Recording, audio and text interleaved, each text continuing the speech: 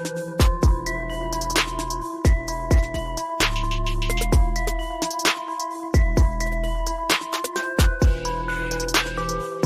up, good people? Welcome to MTGB Crime Podcast. We got some information to go over today. Javion's father has broke his silence. I have not listened to the entire video, right?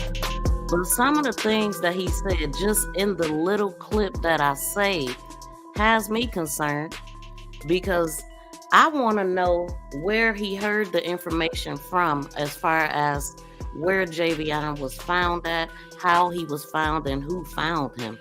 Because right now we got Malcolm, who works next door. He said one thing. We got the 911 call that says one thing. And now we have the father who has come out. He did an interview with Jedediah Brown. And he shared a lot of information with us about Javion, how he came into manhood, how he was when he was younger. But one of the things he said, he talked about how he found out that Javion had passed. So he said that the police came to his home in Aurora, Illinois. They knocked on the door and they let him know. They said, are you, he was totally caught off guard. He seen the police coming and they asked him, was he Javion's father? And he said, yeah, he's a truck driver or whatever.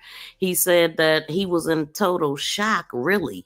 Before he had to deal with the fact that they are telling him that his son is gone. He hadn't even dealt with how this happened yet, but he heard it, right? He said the cops stayed at that house with him for at least an hour until his wife got home. He said he sat with that information for about 6 hours before he ever told anybody what he was told. So what we're going to do right now is let's go over it in order. Okay, now I know that y'all done heard this before, but this time we looking for something different. Not only we're looking for, just pay attention to what everybody is saying and everything. I also have some area footage because I'm trying to pinpoint where these people were standing. Now, I do agree that there's no indication that they're a cop besides how they're standing, how one of them looks like he's in a uniform. The other one looked like he has a weapon on him. But according to Javion's father, that was the crime scene, and he confirmed. Let me get started because I could not believe what I heard. So let's go.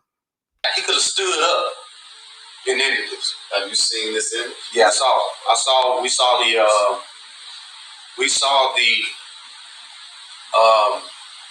the crime scene pictures at the when we was with the sheriff, we was sheriff office. They showed us the actual crime scene pictures. So that's why I'm able to, that image that's out there now with the police on the scene and that visual that you see on the truck. You may not have that picture, but people know what I'm talking about. That's the image because we saw him. That's the image. So, yeah. I cannot believe. Yeah, I got so many questions. How is that the crime scene when they told us Javion was found in this area? Now, let me put that up right here. This is the picture, y'all, that he's talking about. This is the image that was said that is Javion in the reflection, and his father just confirmed it. Pay attention to the surroundings around it because I went through some footage to try to find out where exactly are they standing. We know where they're not standing. They not standing right here. They ain't in no grass. They not by no tree. This image is on the ground. Where's all the lights? Where's the tape? This don't look like a crime scene. And so Who told him that? I would love to talk to his father. Who told him that? And how, they need to explain themselves. Because you know what I said? I said, this looks real suspect. It looks like they up to something. And I said, this looked like the real crime scene. But I didn't say that seriously. I just said that because I'm like, nah, this is shady and that looked like what it looked like, right? How the heck? How? Let me pull up something else. Now, let me show y'all. Let me see. What do I have here? So that's just me looking at it now. But what I want y'all to concentrate right now, shout out to my crime sleuths in the building. Shout out to y'all because I need y'all help, especially if you from North Carolina, because I'm trying to pin down exactly where they were standing. I'm looking at a few things. You see the GFL. You see the ground. There's a lines in the ground, so they standing near a street. I'm looking at this handicap sign. I see a gate, right? I'm looking at all of this. I see shadows on the ground, which the image on the ground, you can see the shadow from that image as well. But what I'm trying to figure out right now, where are they standing? So I'm gonna get to that, but I just want to show y'all what I'm looking at, what I need y'all help with, because we have this image. Now let me move the video. Now, somebody shared this image on Facebook. I just ran across the post that was talking mad crazy about this post, saying that Taylor was spreading misinformation and all of this kind of stuff about this photo. Well, the father just came out and confirmed that it is what it is, right? But what I want y'all to pay attention to, and I don't have it circled, and I don't know, y'all can't see my pointer either. But look at this black vehicle, and to the left, there's an image right here. It could be a tree, but right there by that, whatever this image is, I don't know. There's a black sign right here with green on the bottom. Do y'all see that? And it's near the street. It's the furthest thing closest to the street. You see the glass. I mean, you see the grass. You see a black and green image. Black at the top is square, and it's more like portrait mode that I'm in right now. Vertical. It's going down vertical, black at the top, green at the bottom, right? I'm looking at all of this to try to figure out where they standing at. If you are from North Carolina, you can call in. Help me out. We need to figure this out. Now, I'm looking for another video of the area, and then I'm going to go back to the video so we can continue to hear what's being said. They told the father that that was the crime scene. What? If that's the crime scene, let me see. Now, this is some area footage, y'all. Listen, I'm looking at this sign. There's a sign right there, GFL. That sign. Let me find the right video. I see that dumpster thing. That's back there, or whatever, a trash receptacle, or I don't know. It's a truck. It looked like a garbage truck, like, right? And so that building back there by that truck is T&R. Here it is right here. I just circled it real quick, but pay attention to that little dump green thing, the dumpster thingy, the truck, and T&R, that garage back there. I believe that it happened between T&R and GFL. There's the image that I was just looking at on the picture. Now let's look at a longer video, because now this is the very front entrance, right? There's that truck right there. So when I'm looking over here, that's GLF. This is the T&R. They right next door to each other. So where that green truck is sitting at is like a gas station thing there, right? See how I'm going across? Like, this is straight across to I still can't pinpoint where they standing, because the evidence that I'm looking at the truck, I'm looking at the gas station thing, I see gates at a distance, right? There's the garage, there's the front of GFL, there's the side of the garage. I'm showing the images that was put on social media. I'm trying to figure out where they standing, because I can see that truck in the trees right there. But there's T&R in the back. But what I don't see is the street with the lines in it. I don't see that sign back here. So I don't know where they were standing. The sign is in the front. So let's go back to the image. So just in case I'm not making sense, here they go again. There's a truck. Look, y'all see that green? Yeah, okay, we see that image. I don't know if this is the... Yeah, let's keep looking. Right here. That's a green, that's the same truck look like.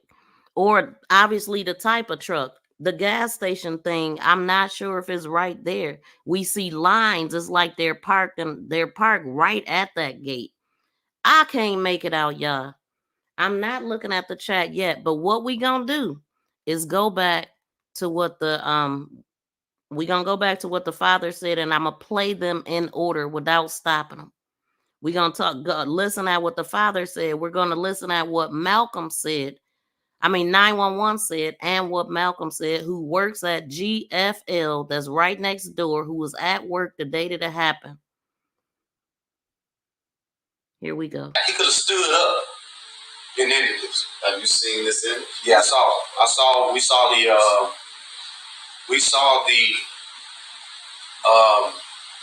the crime scene pictures at the when we was with the sheriff, with his sheriff office.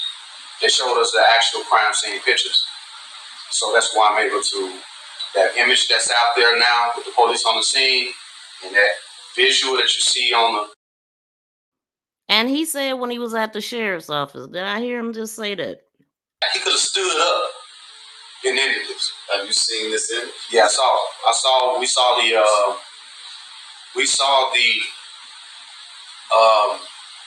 the crime scene pictures at the when we was with the sheriff, with his sheriff office. They showed us the actual crime scene pictures. So that's why I'm able to, that image that's out there now with the police on the scene and that visual that you see on the truck. You may not have that picture, but people know what I'm talking about. That's the image, because we saw them. That's the image. How, y'all? Help me. So, help me. I cannot believe what I just heard. Yeah. What? Okay. Now, where's Malcolm? No, 911. Can they not want an emergency? All right. I had some guys out here mowing grass, and I think y'all, man out here himself in a tree. Got in the tree? Yeah, he looked dead. Okay, what's the address? Okay, and are you with him now? Yeah. Okay, and how old does he look? 25, 30, maybe. Okay, 25 or 30. Okay, is he awake? No, I think he's dead. Breathing? Okay. No, it don't look like it. No, he was dead. Okay, all right, got it. I'm a first responder. I don't know how long he's been there. All right, I'm just putting it all in here. Give me 1 second.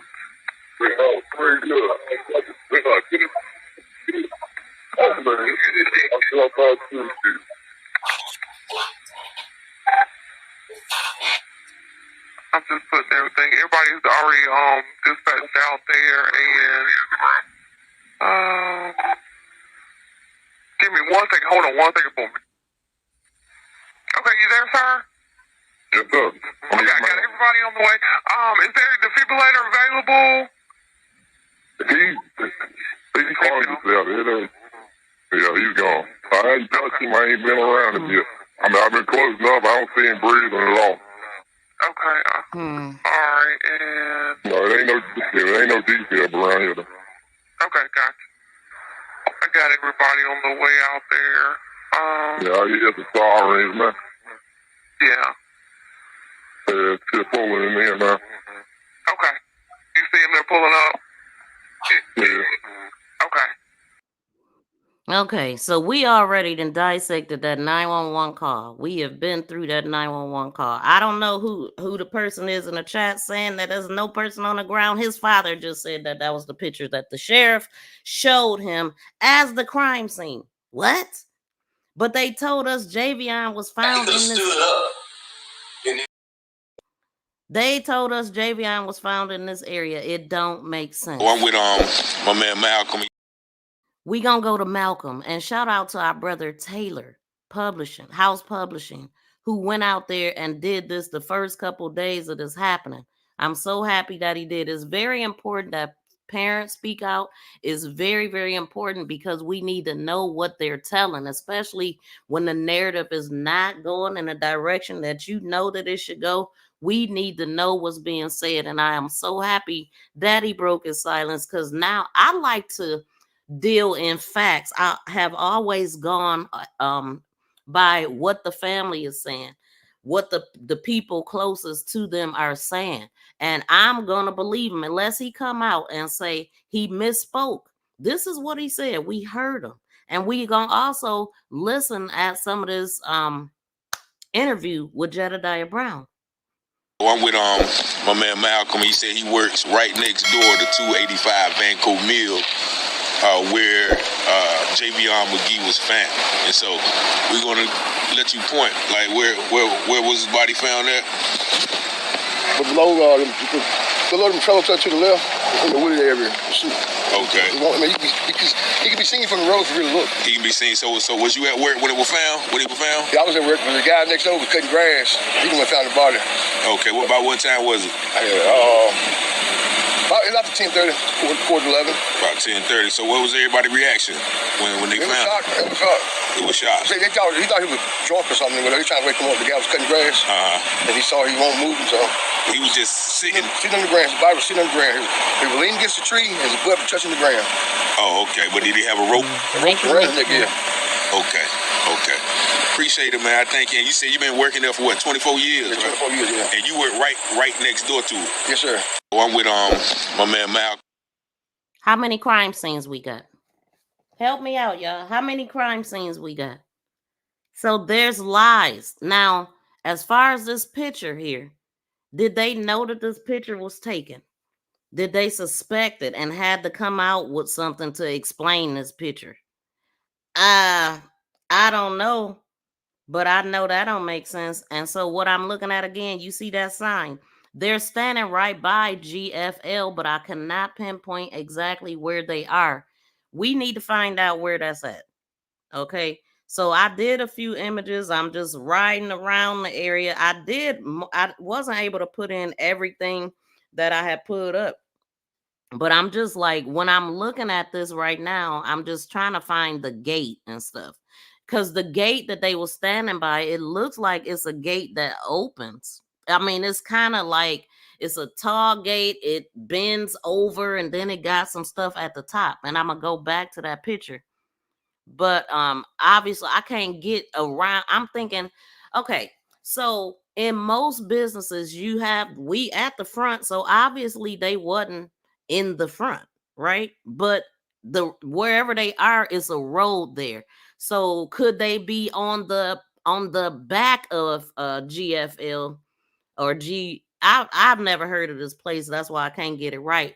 But could they be in the back of the building? Now y'all see the image. That's T and R. Y'all see how close these businesses are. You see the green thing truck at a distance.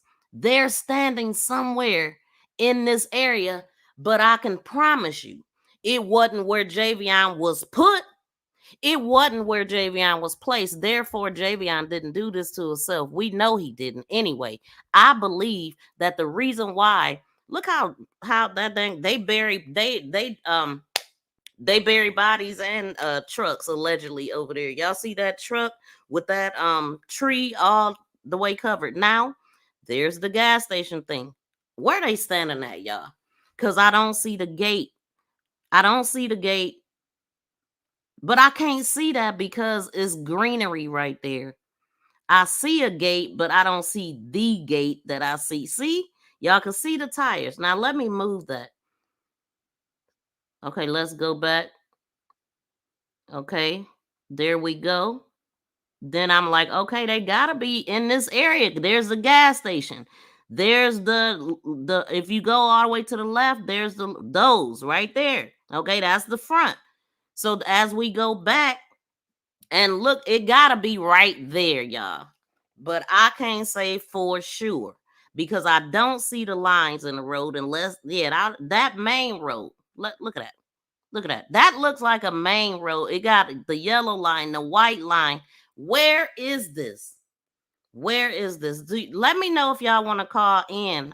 Matter of fact, I'm gonna put up the call-in number because I need some answers. Y'all, did y'all hit that poll? Let's see. So the people is saying right now that they believe. I said, do you believe the 3-cop photo is the official crime scene? People says yes. And 60 or 59% says yes. 41% says no. Now, I said that this was the crime scene when I seen this picture, but I didn't say it in that light. Like, oh yeah, that's the crime scene. Like, this is the picture they was gonna show the dad and the parents as the crime scene. We was trying to figure out who these people were because we don't see no lights on their vehicles. This white thing, right? This white truck, I believe it's a pickup truck.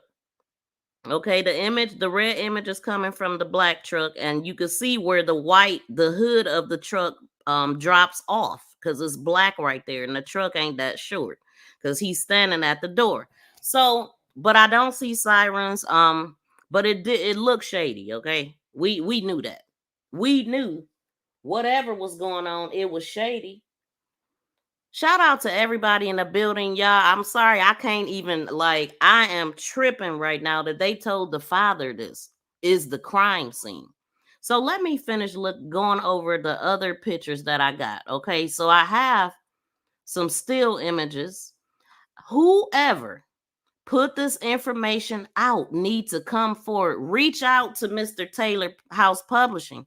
He got his number out there for anybody that call him with information.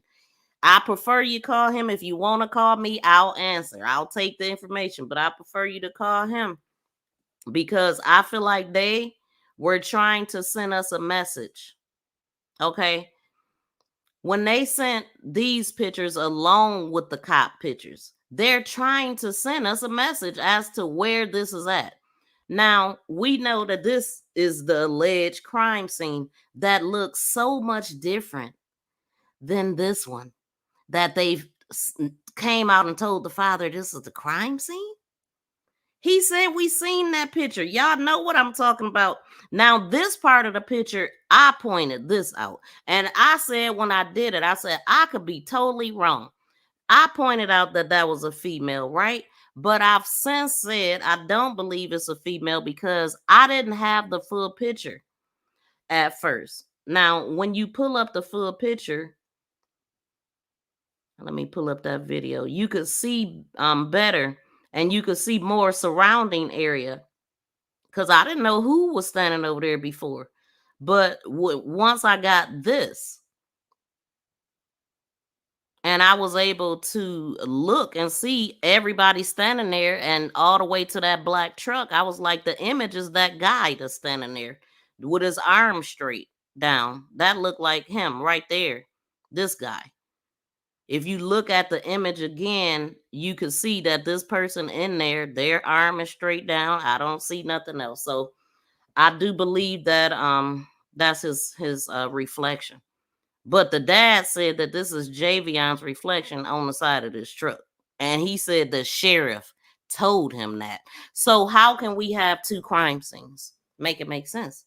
How can we have this area as the crime scene and the other? It just don't make sense. So we need to make it make sense. And so, and for the people that always got something to say about people that's out here speaking up and putting out information, do your part. Right now, do your part. We need to know where this is at. Now that we know the father said this, man. This is not the crime. This is not the official crime scene. We can't have two. And also, this is nighttime. This is clearly nighttime, y'all.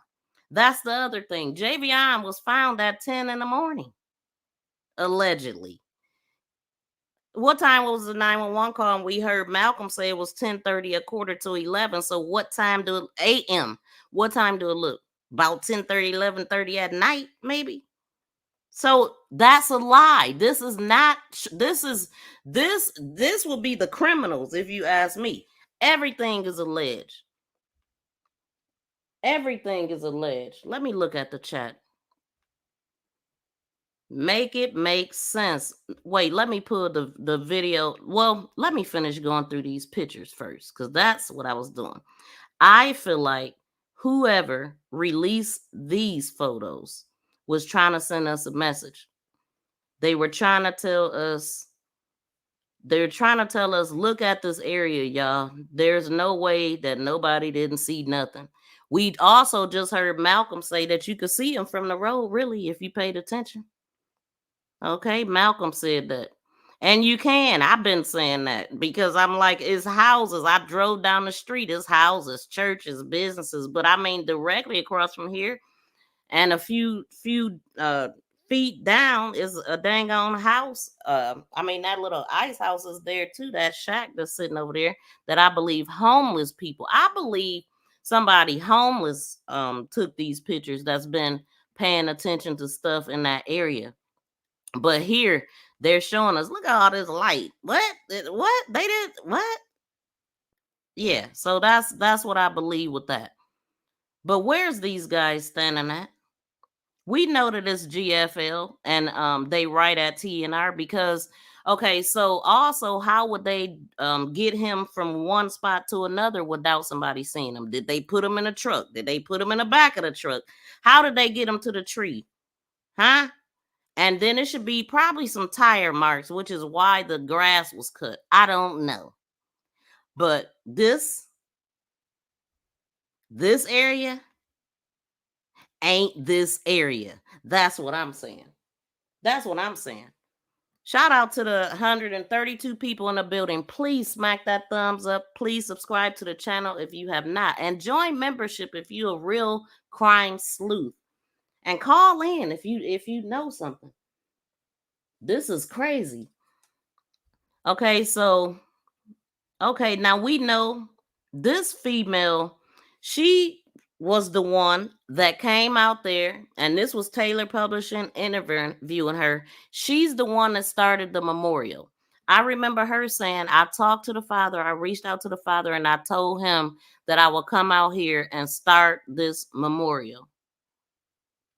I remember people thinking that this was the actual tree, right? So could this have some truth to it? One thing that I'm noticing that there's pebbles. See behind her, you can see those pebbles on the ground. So then this is another picture that they posted. You see those pebbles on the ground or rocks, boulders dang near right there. And then it's a chair sitting there like somebody just chill, just sit there and watch everything or something. So I'm like, what are they telling us? But what I can tell y'all though, this gas station area and those little areas where they drop off stuff, I don't know what the stuff is called, y'all. But this is there's pebbles, chair, fence, gas station pumps, and then you have that in the back, right? So I'm gonna go back to the videos when I was riding around trying to figure this out. Because what I'm saying is we could assume that green image is a truck parked right here that we can see where the guys are standing. Let me see if I can make it make sense again, right? Because This is a gas station, and it was a truck put up there. I could see the truck and behind the scenes when I went looking on Google Maps. So let's see. Right here. See that truck right there? That's the same gas station thing, right? And then that's T&R off to the side. But it don't make sense to how I cannot. I don't know. But that's the only thing you could look at, y'all. You could see the truck right there and you see the fence. So you would assume that they're on this flip side of the fence, but I don't see the sign. I don't see the lines in the ground. But I'm telling you, we right on it. They had to be somewhere in this area because we see it. Look, we see it. We see the truck back there. We see the fence. But I don't see those bushes. Y'all tell me something. Tell me something. Now, yeah, let me look at the chat now. Shout out to everybody in the building. So, I'm trying. Oh, you trying to call in? Okay. Girl, I got this phone. Hold on. Let me get to that. If anybody call in, y'all please leave your name. Here we go. Wait, I didn't even hear that. 1. To send a voicemail, press 2. Hey caller, you on the line with Miss V? What's up? This is Dippy. Hey Dippy, what's going on? What you think? Man, I got a lot of questions. Please, hey, so fire away. You're looking... Yeah, this one. So, I've been looking at it a lot. That truck door that you see the image in, if you pull up the Walmart image of them walking out, I swear to you that looks just like the same one, like a pose from that Walmart picture. It looked like a what? Oh, a pose? No, it looks like one of the, like a still frame from the Walmart. Yeah, that looks like a still frame from the Walmart. If they are saying that he's laying down on his stomach, how could that be him in that picture? Exactly. Right that's another thing. Look how, because that's the part that never made sense to me, right? When I look at that image, that looks like somebody sitting up with their hands behind their back or something to me, or something, right? But then you see that image on the ground, and he wouldn't be in that same position, especially if they saying that he was already gone. Well, to me, it looks like he's sitting up, though, because it looks like there's his socks. Either his leg is over here by these two, or it's his foot. But in order for that picture to look like that, he has to be in front of these two. He has to be in front of the two guys. Yeah, and that according projecting out like that. Now, area that they're at, you got to look at that yellow truck. You keep going past that yellow yellow trash truck. It's got to be there in that area somewhere. Yep. It's got to be where whatever happened started and it finished over by that tree. I believe he ran. I believe they ran him. Of course, it's a lot of area here. Like I'm talking about, it is huge. Huh? How would his neck get broke? Because it has to. Okay, there you go. Right there on that middle row. It has to be something against that middle row. That's what I'm saying. It's got to be near a fence. And if you look at it, it's on the outside of the fence, not the inside. So yeah, because they're in front of the fence, and then also I see that handicap sign that they're standing. I can't find it. I'm trying to save my life, and I've been looking for it. See that it's a handicap sign right there. They're absolutely in front of the gate, and also is some bushes. So I got some more because I rode down the street a little bit, and I went in the area right here in the front because that's the only place that I could see that sign. That sign is right there in the picture. You see it? Do you see it in the image with the cops? Yeah. Okay. I saw the DFO. Oh, I'm talking. Okay, good. So I'm like, where else? This sign would be in the back of the building then. If they wasn't standing right here, because I do see little bushes right here, and Yep. But it's got to be along the tree line. It's got to. But I don't see a fence though. The tree line. You see what I'm saying? I was like, how is there a road with trees if it's not on that side? Like, look at that white truck. Yeah, see, I'm gonna go. I think I'm gonna go back out to the street. That company owns even that gas station, that whole section. Who GFL does? Yeah. Wow, I didn't know. That gas station for the trucks to be filled up at. Look, so now here's the road. This is the only part of the road, and so I'm going down Vanco. I'll try to go on the other side to see what was over there, but I think I end up turning around right here because there's some other footage that I got too. I just didn't put everything in here, but I'm just like, make it make sense. How can, okay, we got the sign right there, we got the lines in the road and all that, but we don't have the fence. We got the bushes too. So y'all, we right in the same area. We need somebody that lived there to go walk around there and find it. That's what they need to do. She'll have to get up with one of my homegirls because I'm pretty sure she lives in Henderson. I'm not quite sure if it's Henderson or Hendersonville, but it's one of those two. And she hasn't responded yet, so I don't know if she really wants. She knows I do YouTube, so I don't know if she really wants to talk to me right now about it.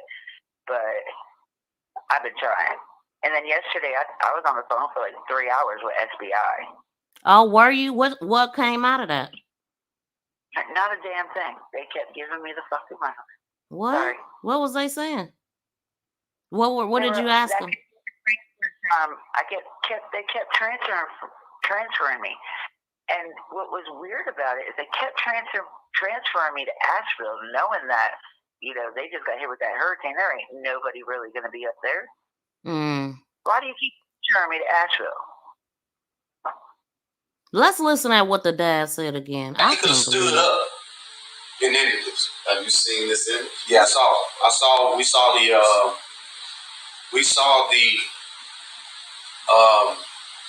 the crime scene pictures at the when we was with the sheriff, we was the sheriff office. They showed us the actual crime scene pictures.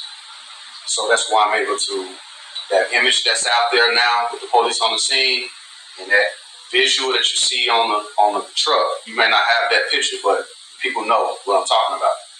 That's the image because we saw them. That's the image. So yeah. I cannot believe what I just heard. Hey, man, what? Okay, what was you saying, Dippy? Wow. I know. I didn't get to hear that until just now. That was my first time hearing that. Oh, really? Yeah, because I was so irritated yesterday. I wanted to go live so bad, but then I was like, I couldn't get up with you. I couldn't get up with Mr. Taylor. I was like, damn it. And then I was like, are you going live at 8? He was like, no, at 10. And I was like, damn it. I set my live to 9:30 because I thought you were going at 8. Oh, look though. This is a different. Look at this though. Let me stop this again because this is a different one. Check this out. I'm more zeroed in on that part. Okay, I do. You can see T&R from there. I believe it's back there somewhere because this building, like, okay, this area is big. So I'm thinking on the flip side of this building, it's another sign somewhere. You know how buildings are. They had their business signs on maybe 3 parts of the building. So it's another entrance location to this building that they standing at. That's what it looked like to me. I mean, okay, so like I said, you got to look for them yellow trucks because it's in that one with the 3 guys. Them yellow trucks. Them garbage trucks right there. I know, and that's what I'm looking at. That one back there, the one that I just pointed out back there, looks just like this one to me. Let's look at it again. I think, yeah, let's look at it again. It looked like that one. But we got to remember, you know, I'm looking on Google Maps and stuff, and see, it's like 2 trucks in that area. It's like a big thing back there. There's the yellow truck. Huh? Wherever that yellow truck is. And I mean, it can come and go, of course, but that's T&R right there. That so they will be comfortable standing. You see that garage? That's T&R. And right by that thing. They standing over there, y'all. Somebody need to go boots on the ground and find this location. For real. I wonder if any bushes over there on the other side by that building that you just showed. This building, the T&R, I think I put in, hold on, let me go back to my pictures. Dang, did I not? Because if there are parking spots back there, you're going to see a handicap somewhere back there. Let me move this video again, but I don't think I put that particular image in there. So that was your first time hearing the father say that. That's why we live, because he had that interview. Did you hear his interview? No, I haven't. Okay. I didn't catch much of anything yesterday. I had to work yesterday, so it was kind of hard for me to even get on YouTube until last night. Okay. So I didn't watch it all.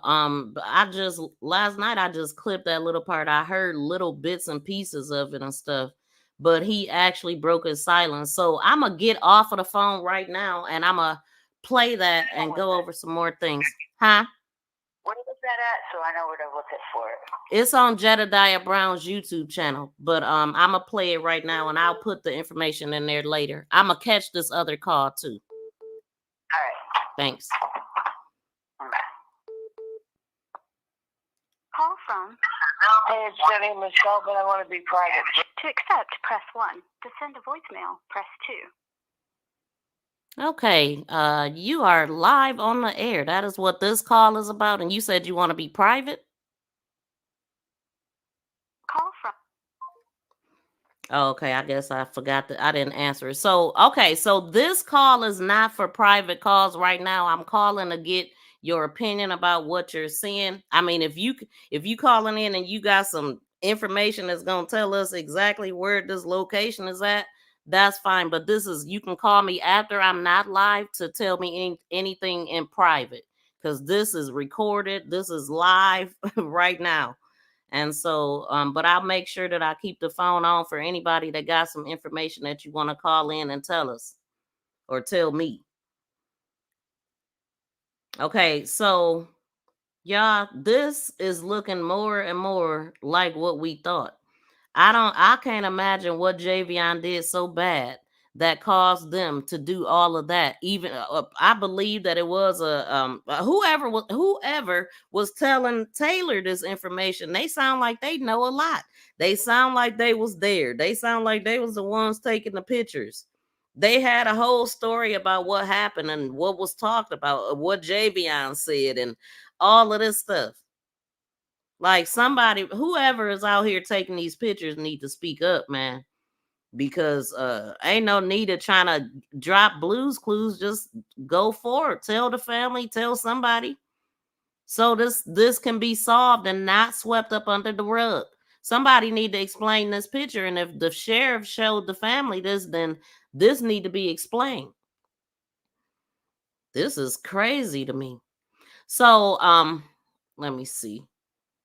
Please smack the thumbs up, y'all. Please subscribe and press that notification bell and thumbs up.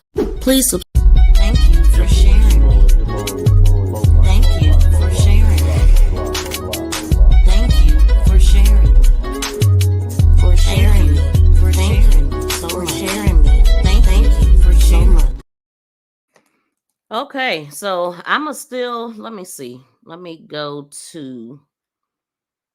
Is this making sense to everybody? Are y'all following me? Are y'all following me? This is crazy. Like, this is how narratives get switched. I mean, they are the ones that tell us what happened, and we just supposed to take what they say. But I am so grateful to whoever took the picture, because that's how we got a visual. And now that the father said the sheriff showed him this picture and said that, so it really got to be explained. Like I said, it really got to be explained. Let me see. Another thing, whoever just called me, you can text whatever information you want me to know in private. That's another option. But shout out to Dippy for calling in. Okay, so I played the father, Malcolm. We can see clear as day that it's nighttime, and clearly he was found in the morning. Okay, so I can't bring that home no more. We need more information. We definitely want to know what really happened. Nobody is taking that. And then to hear his father describe the type of person that Javion was. Let me find that, y'all. Give me a second. I am still tripping. I hope y'all wide awake. It's time to wake up. Shoot, let me play this. Hold on.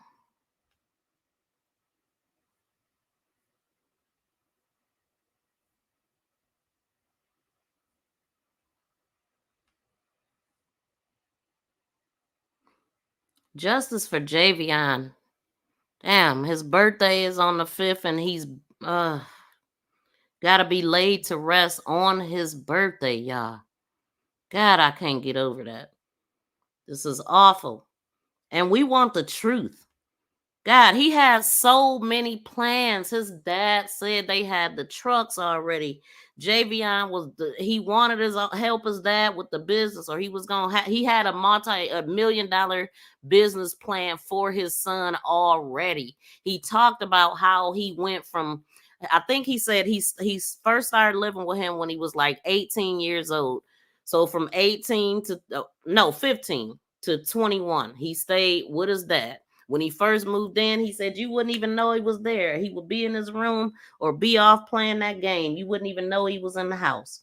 But he was so into that game that he wouldn't get up on time for school. He was missing school and all of this stuff. So he said that his father told him, look, son, we work around here, you know. And so he said that he ended up getting it. You know, he ended up following in his father's footsteps because he noticed that his dad was struggling with his business. He said he had his own business, and I heard him say something about 2020, but he had his own business. And Javion, he said I was the everything. He was the unloader, he was the dispatcher, he was the like.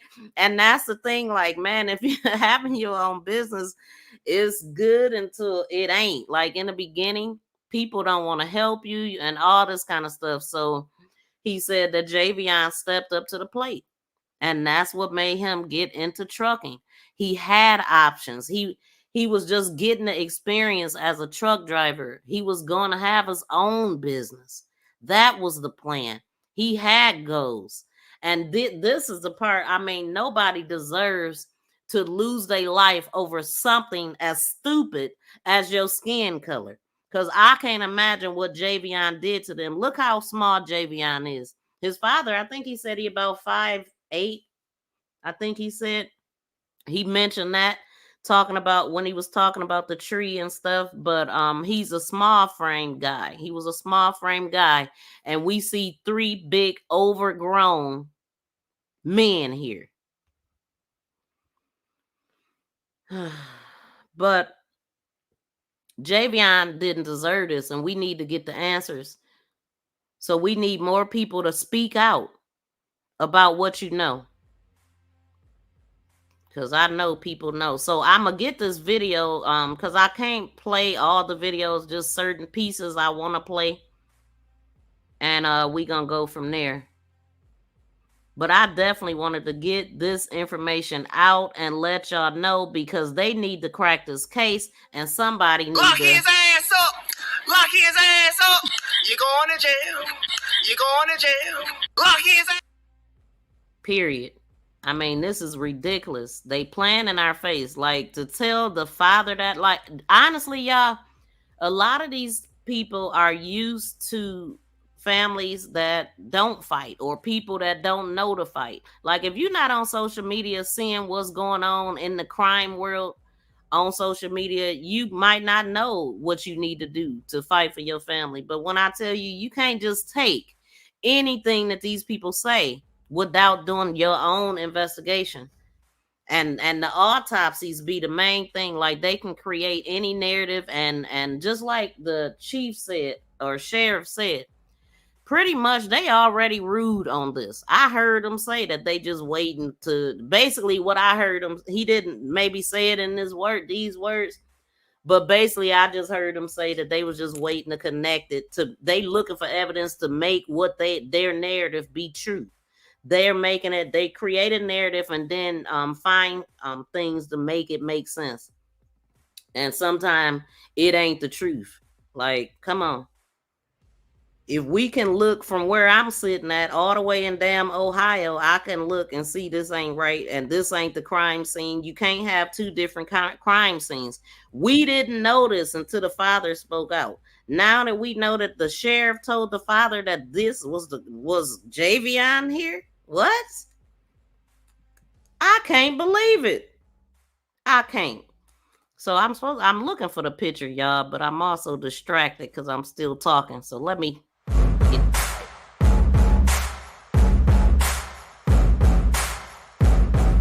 justice for Javion.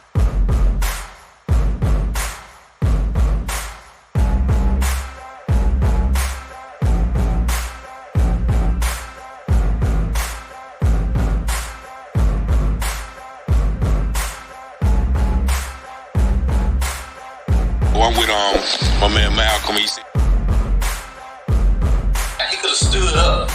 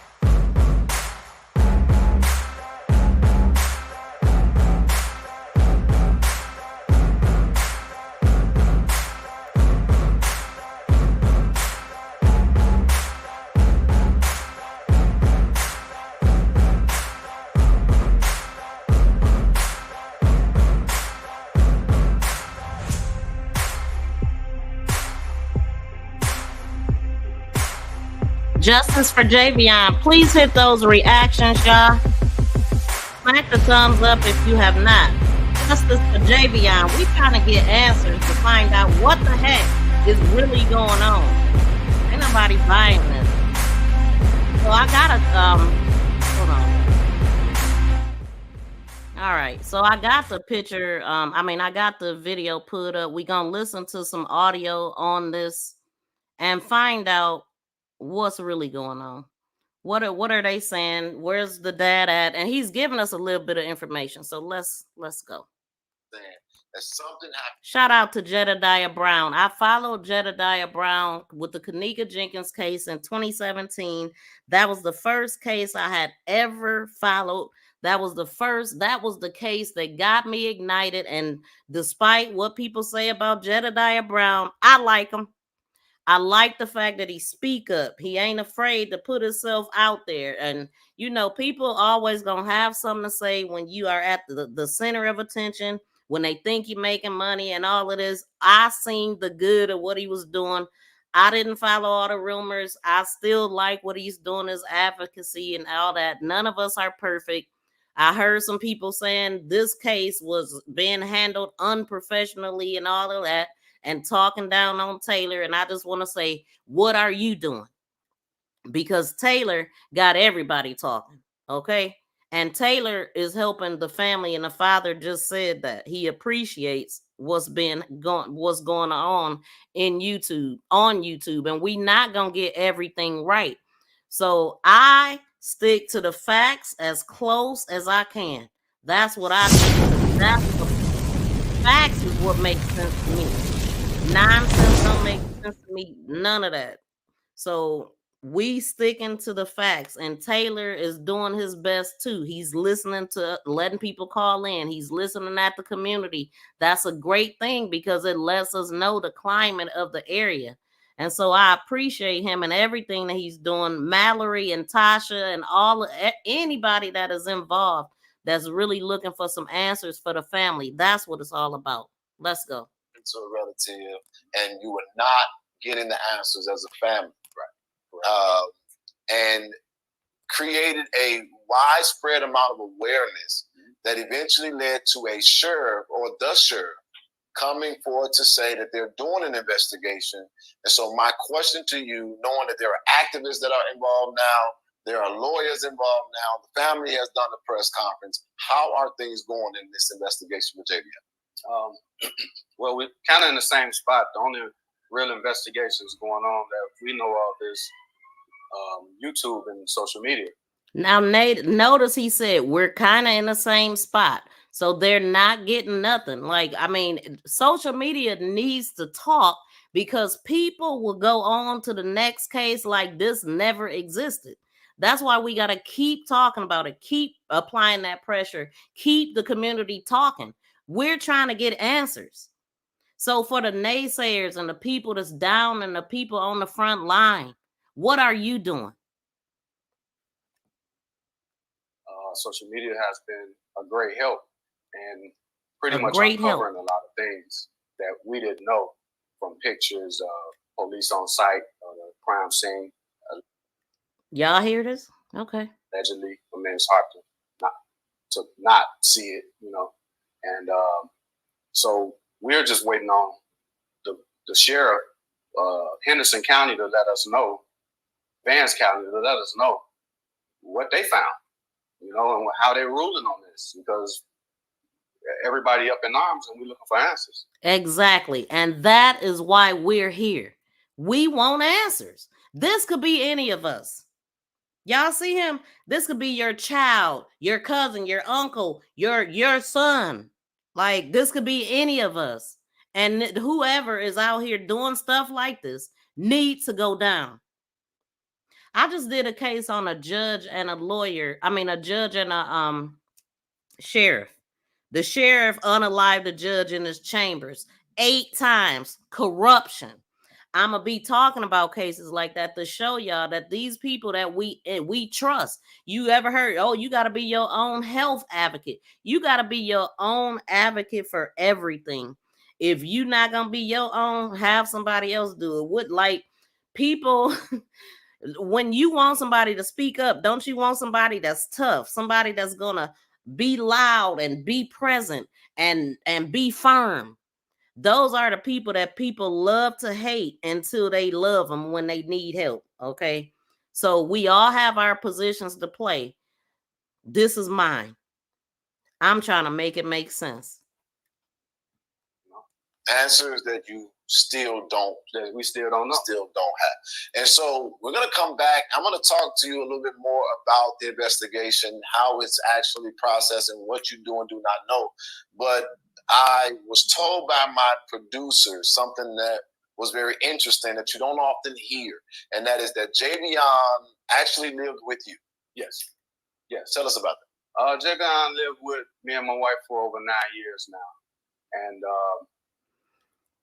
I'm gonna take some more calls after I stop playing this. So whoever just called in, if you could leave a message and let me know if you need to be private or not. Because if you want to be private, just text it. But if you wanna call back after I get done playing this audio, that'll be great. Or I could call you back. So pretty much everything as far as from 15 up is us. You know, how we are as a household and what he was about in his life as far as being a go-getter, everything he's accomplished as far as jobs and his thought process. He wanted to start a trucking company with me after he saw my struggle with the trucking company. And that's how he ended up driving trucks. But you're a truck driver? Yes, I'm a truck driver. Okay. I ran my own company for over 10 years. And he saw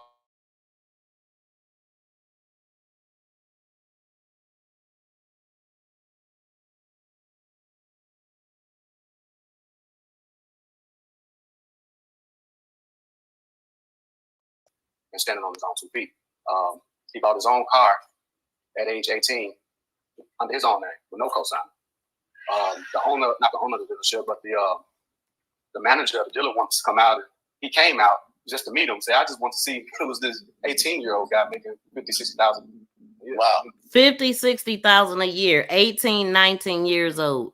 He went from gaming, sleeping all day to getting off his butt and doing the right thing because he had a father that was pulling for him, that was showing him the right way. And this is not a person that was ready, had all of these goals and just ready to just end it all after going through all of this to get there. And just listening at his father. I mean, I have young kids. I have kids. I know.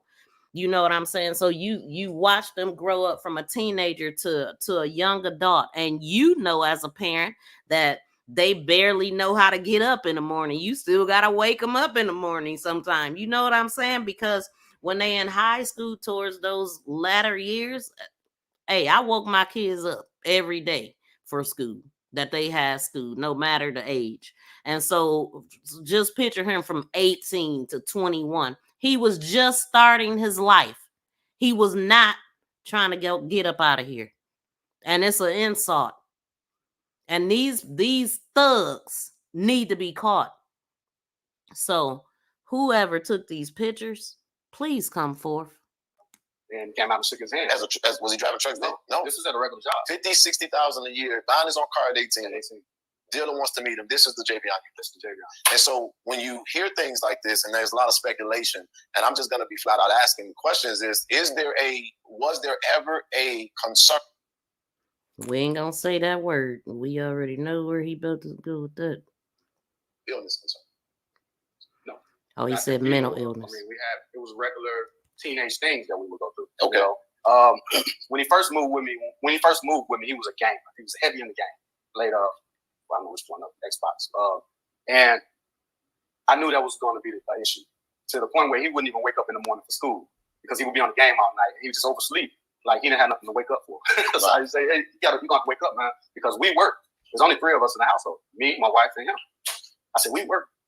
My wife work overnight. I work all kind of hours. So you're going to have to become responsible and start to learn how to wake up. First, you can use an alarm clock, but eventually you'll be able to wake up on your own. And it took him a minute, but he got it.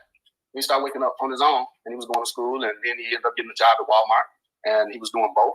Y'all hear that? He was working for Walmart before he started driving trucks.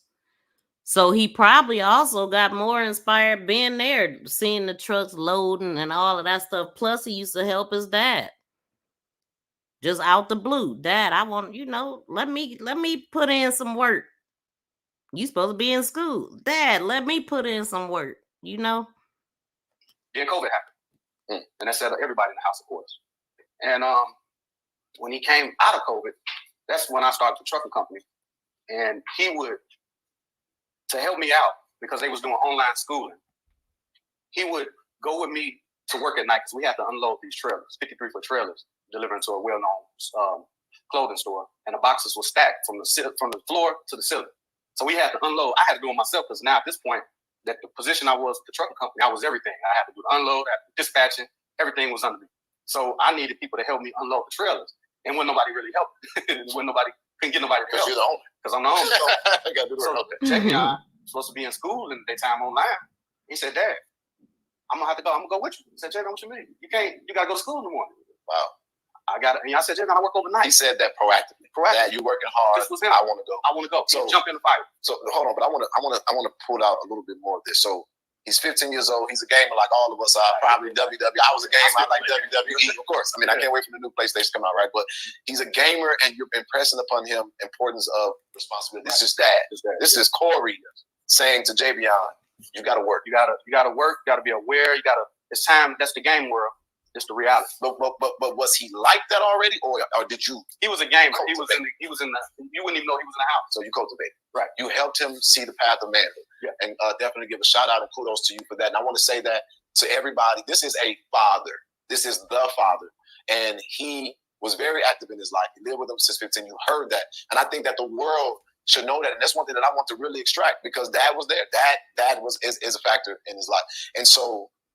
When he gets this work ethic, I heard you all talk about a go-getter, somebody who was proactive. So when did that kick in? How did you know? I saw it when we was unloading trailers. Okay. Because working overnight, if you ever worked overnight, it can be mentally challenging. And about the 3, 4 a.m. out. And so we unload. I'm getting tired. I ain't young like that. And we had this half a trailer left. And I know he was tired because after that, he had to get in the truck and study for school, and be in class. So, he just turned on, something happened. He just started moving. I'm like, what you doing, man? Take it easy. Nah, Dad, we got this, man. We got it. And that's the first time I ever saw it. And I remember myself when I was like that, when I was young. And we probably I think all of us as men, it's built in us. Just not all of them tap into it, are capable of tapping into it. But it's a switch. Yeah. And it's that adrenaline, and you get it. And once he learned how to do it, he took it and used it for everything. He would work overnight. And I would tell him, man, take it easy, He would work overnight in the freezer. Not might I add, but he worked at can I say the name? E.B. Brown. And he worked in the freezer at E.B. Brown. He would get out, he would work from 10 p.m. and work 12 hours. Get off of work and then go Uber. He was a workaholic. Yeah. So, and on top of that, we would have weekly meetings on Sundays where we would sit at the table and we would just talk about what we accomplished for the week. What's the goals for next week?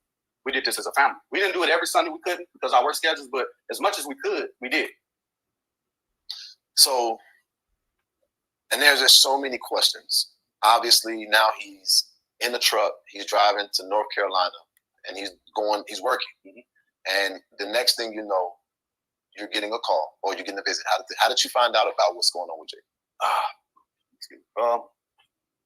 was home by myself.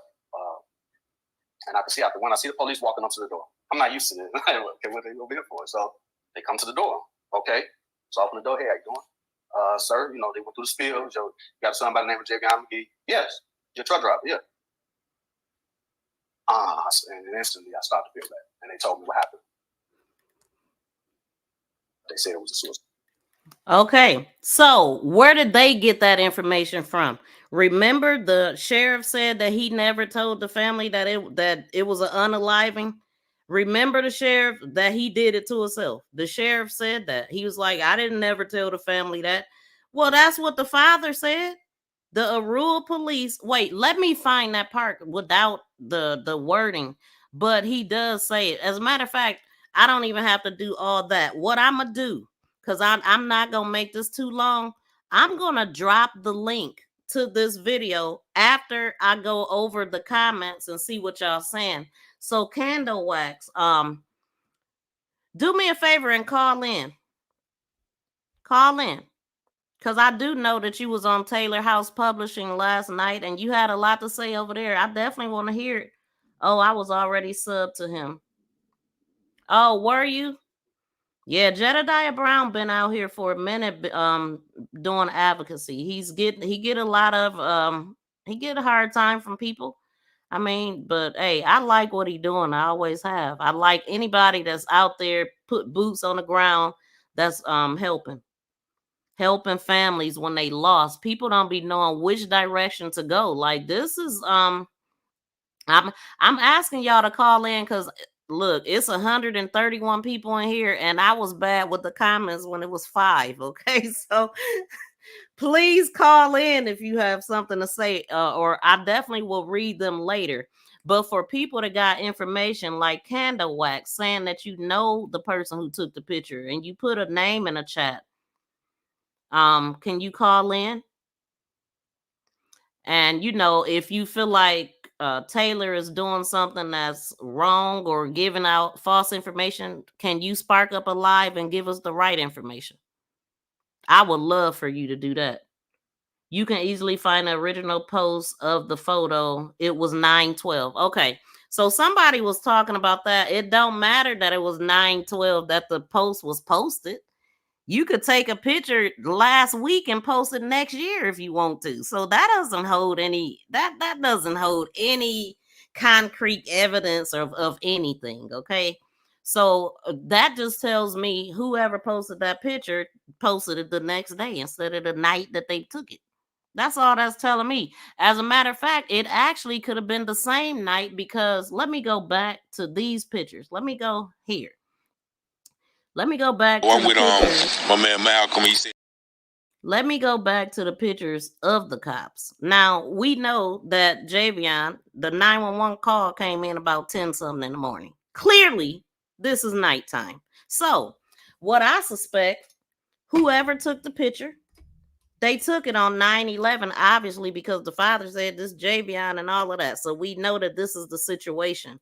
If it was 10:30, 11:30 at night, 30 minutes later is midnight. The date is going to change. Bam. It happened the same night. So, I mean, you basing it off of that. This is a nighttime photo versus daytime. So we already know it's some shade with that alone.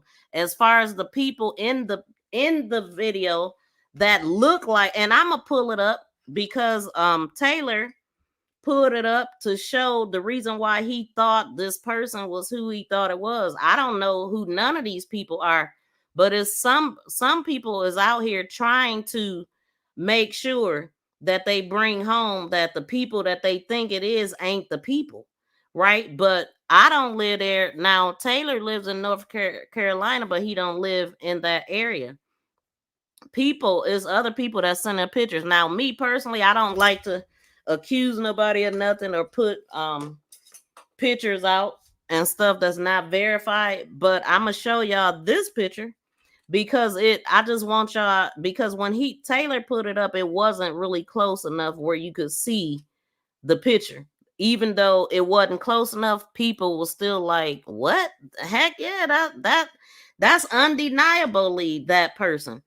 So one of the cops that's standing here, the one with the long nose, with the hat on, that looked like the one that looked like the cop, but he could be like in some type of militia group or something.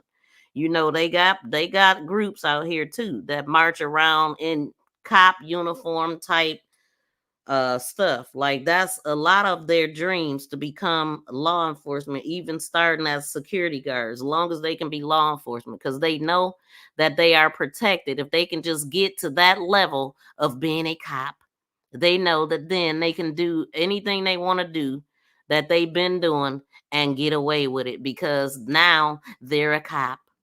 They're a part of the good old boy system. They're a part of the blue. They're a part of back in blue. Okay. And so I'm not against all cops. I have law enforcement in my family, but I am against dirty, funky, racist cops. I am. I don't like it at all. Mainly because I'm black. Shit. Get out of here. But yeah, call in if you got some information and let me see if I can find this picture that I had. Boy, I tell you, I hate when don't have everything all the way together and be looking for stuff. But wait, where is it at? Okay, here it is. Okay. I'ma look, and that pic was 2 years ago. What pic was 2 years ago? Let me see let me look at my messages.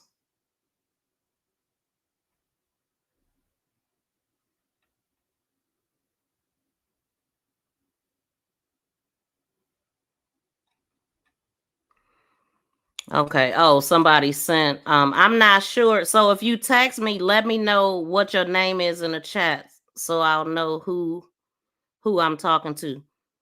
But wait a minute. I think I got the picture in there. Let me.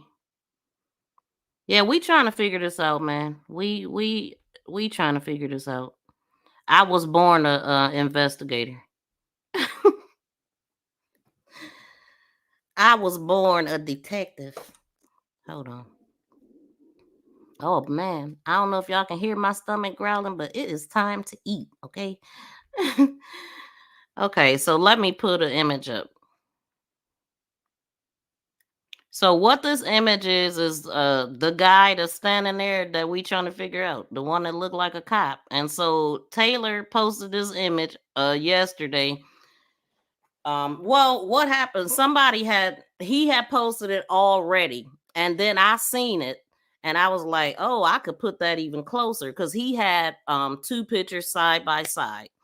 I edit. I'm really good at it. So I was like, well, let me go ahead and re-edit that the right way for him. And this is the picture that I sent.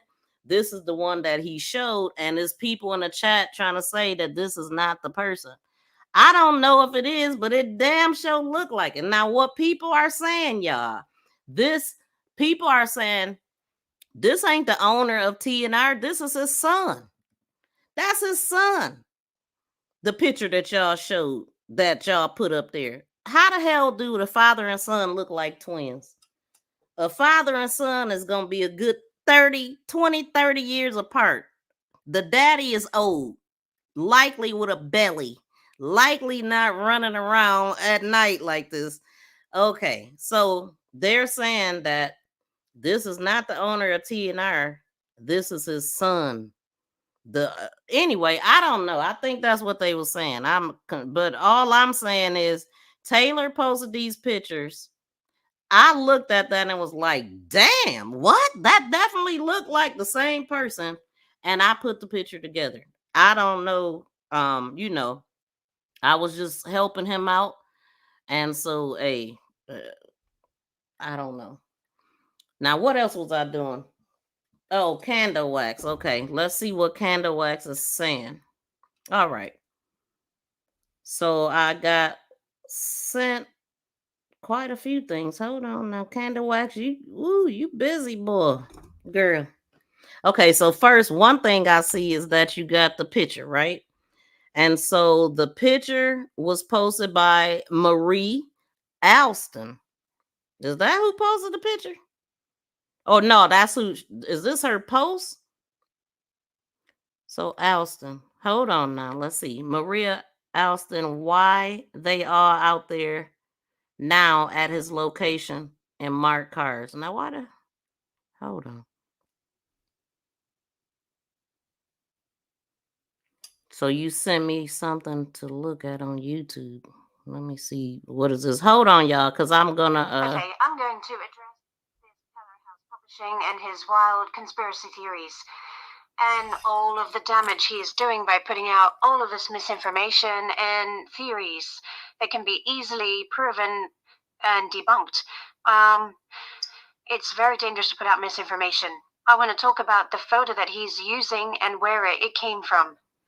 The photo that Taylor House is using came from Prophet PI, and you can tell that it was a screenshot based off of the caption at the top, and it came from Facebook because of the @highlight is something that Facebook does when people tag their followers and things like that.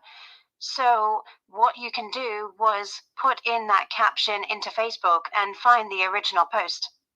Okay, so now we have it matched up to the post where he got it from, which was posted on September 12th and has no mentions of anything about any kind of foul play or any crime. Okay, so this picture, and I actually seen this post on Facebook. Prophet PI, he's a person that he report crime on TikTok. Now he reports crime with him and a girl named Draco works together. And they usually are the first ones to let us know about a case, and they just put out the information and it goes viral from there. So that's the guy. Like, they do their videos, they're sitting in front of their videos and they're giving commentary with a picture behind them. So the Maria Alston did post this picture on September 12th, which I don't get why that's a big deal yet, but maybe she'll tell us. Like I just said, it could have been 11:30, 30 minutes later. It's another day because it was September 11th, right? That he was found. Or wait a minute, Javion was found September 11th. Or yeah, I gotta look to see because I mean, yeah, I think it was September 11th that he was found. So basically, they saying that it would have been September 10th that this happened to Javion, I guess. But this picture was posted on the 12th, and the caption said, "So what y'all over there talking about? How to cover it up?" Okay, that does have something to do with this person just said that the caption didn't have nothing to do with the picture as being. It does. That's what she. Wait a minute. Hold on. Crime that they witnessed happening to Javion. Hold People on. were asking if she was the one that posted it. So hold on, because let me find. How do I take? Upon further research, she actually got it from. I need to figure out how to stop this because I want to go back to what I thought I heard you said. If you said that this picture didn't have nothing to do with Javion and the caption, something about the caption proving it. Hold on. Okay, I'm going to address this Teller House Publishing and his wild conspiracy theories and all of the damage he is doing by putting out all of this misinformation and theories that can be easily proven and debunked. It's very dangerous to put out misinformation. I want to talk about the photo that he's using and where it came from. The photo that Teller House is using came from Prophet PI, and you can tell that it was a screenshot based off of the caption at the top, and it came from Facebook because of the @highlight is something that Facebook does when people tag their followers and things like that. So what you can do was put in that caption into Facebook and find the original post. Okay, so now we have it matched up to the post where he got it from, which was posted on September 12th and has no mentions of anything about any kind of foul play or any crime that they witnessed happening to Javion. People were asking. Okay, so y'all heard it. I just had to take it back. And the picture does show that it was foul play going on. They didn't say Javion, but the person clearly wrote, "So what y'all over there talking about, how to cover it up?" They wrote that on the 12th, which makes this, and then the father has come out and said that the picture was showed to him as the crime scene. So you don't have an argument there. Not with that one. So let's see what else you're talking about. And I don't know why. If she was the one that posted it. So upon further research, she actually got it from her comment section on a post previous. The post previous was about Javion and the phone being in his truck. And in the comment sections, somebody put that photo, and that is where it came from. And again, okay, no so yeah, thank you for letting me know that. I did know that what you're saying though, who posts. I want to know, just because a person posted it don't mean they took it, but I guess we could just assume that Marie Alston is the one who posted this picture. Was she the one that took it too? The next question, has she gone to the cops? Or did the cops get the picture from her and she wasn't supposed to post it and she posted it after the... I don't know. No, this was posted on the 12th. The narrative was put out immediately. I don't know. Okay, so when did the family come out on TikTok? Heck, the family came out on TikTok immediately because when she came out, she said yesterday, I do believe, like I will have to listen at that video again. So the cousin, the reason why we know about Javion, came out immediately because of what they told them. That's what she said. I remember. So whoever posted this picture might have posted it after they seen that information come out. I don't know. But it's screenshots and stuff here too. I don't have time to read it, so we'll just listen at what the lady is saying. And we assuming that this is candle wax. What is candle wax? Or anything to that sort. I'm not sure if this. So what she did was hold on. I'm not sure if this is Candle Wax real voice or if this is an altered AI voice. Let me know, Candle Wax. That photo from the comments and then repost it. Again, these were both posted on September 12th, the day after Javion was found. In no way was this taken before on September 10th, the night before. First of all, we also do not know that these three men are even officers or even white. You cannot tell by their photo, and you cannot tell that they are officers because they are in regular clothing and there's no police officer. I beg to differ. I can tell that is two white men standing there and a black one. Absolutely, ma'am. I mean, I don't know. I lightened it and I did the work that I did on these photos. Let me pull up the video. Oh, let me pull up that picture. Like, let me pull that picture back up right quick before I even leave this area. There go our boy Javion. They tried to act like he was a big lick. Oh, he gave a homeless man $228. Like, get the man. That was the dumbest thing that they could have said and did. Yeah, this is what's really going on in Henderson. Like, get the hell out of here. Hold on, I'm trying to find something though. Get the hell out of here. Whoever took these pictures, y'all did a good deed, okay? Because now we got these pictures to be like, yeah, try again. Try again. I want to know how did the sheriff's I need to know what picture the father was showed. Was he said the picture that we all see. So it's the picture. Like, I can't make it make no more sense. The man said what he said. This is the picture that we've been all talking about. And that's the picture the father was talking about. And that is two white men. Even with the one with his back turned, I can tell he white. I can tell that one is black. And this picture right here, you can tell. Okay. So let's keep going.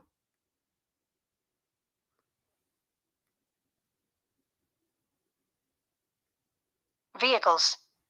Based on the comment that he put with the photo, it shows that he already knew about the case, and he's saying, why are they now at the location, indicating that he already knew about the case. It already hit TikTok. The caption just indicates that it happened, that it was taken after the fact, after the story already broke, and saying that they are there after the fact. Why are they there now at his location? Meaning that the location was already known, and saying that these men are there after the fact.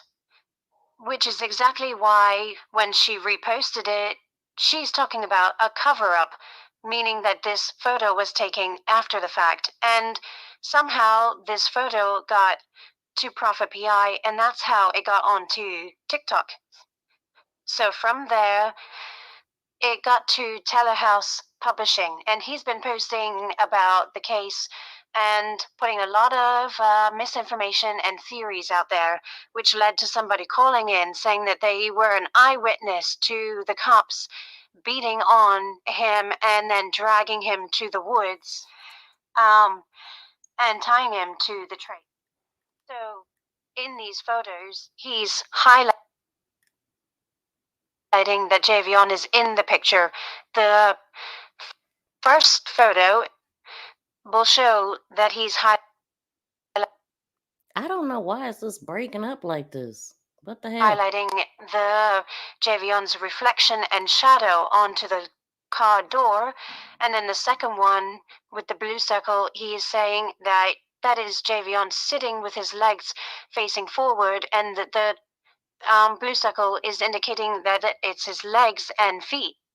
And the caller apparently just assumed that these three men were cops, with no indication that they are not in uniform and those are not cop cars, and decided to just watch them beat on Javion, watch him beg to call his mother, and watch them drag him through the field from the parking lot, and did absolutely nothing. He did not call the cops.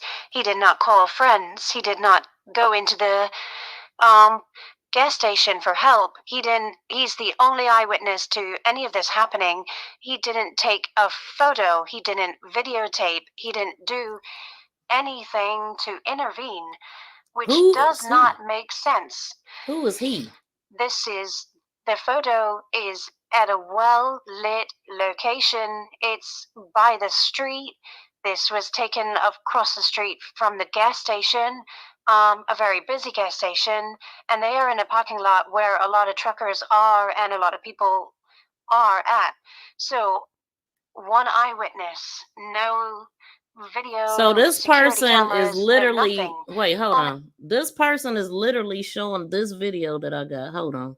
Not my video, but they own. So I don't know how, because they're showing the front part of GLF. So they're literally like showing a similar picture like this, just showing the front. It's closer to the sign though. So right here, this is what they're showing me right now. So let's go. Only this eyewitness and this photograph that was taken the day after Javion was found. None of this story is making any sense. I highly doubt that there would be only one eyewitness and that the cops would be beating on somebody in such a public area where it can be seen by people taking pictures, by cameras, by the church, by the street, anyone driving by, all of these things. Well, you know that Javion was not pulled. Hold on. So your concerns, you're more concerned about the cops being accused, and we're more concerned about Javion being unalive. So we all got a different fight. I can hear we defending Javion and you defending the cops. So, but one thing, my response to what you just said is gonna be this. He could have stood up in images. Have you seen this image? Yeah, I saw. We saw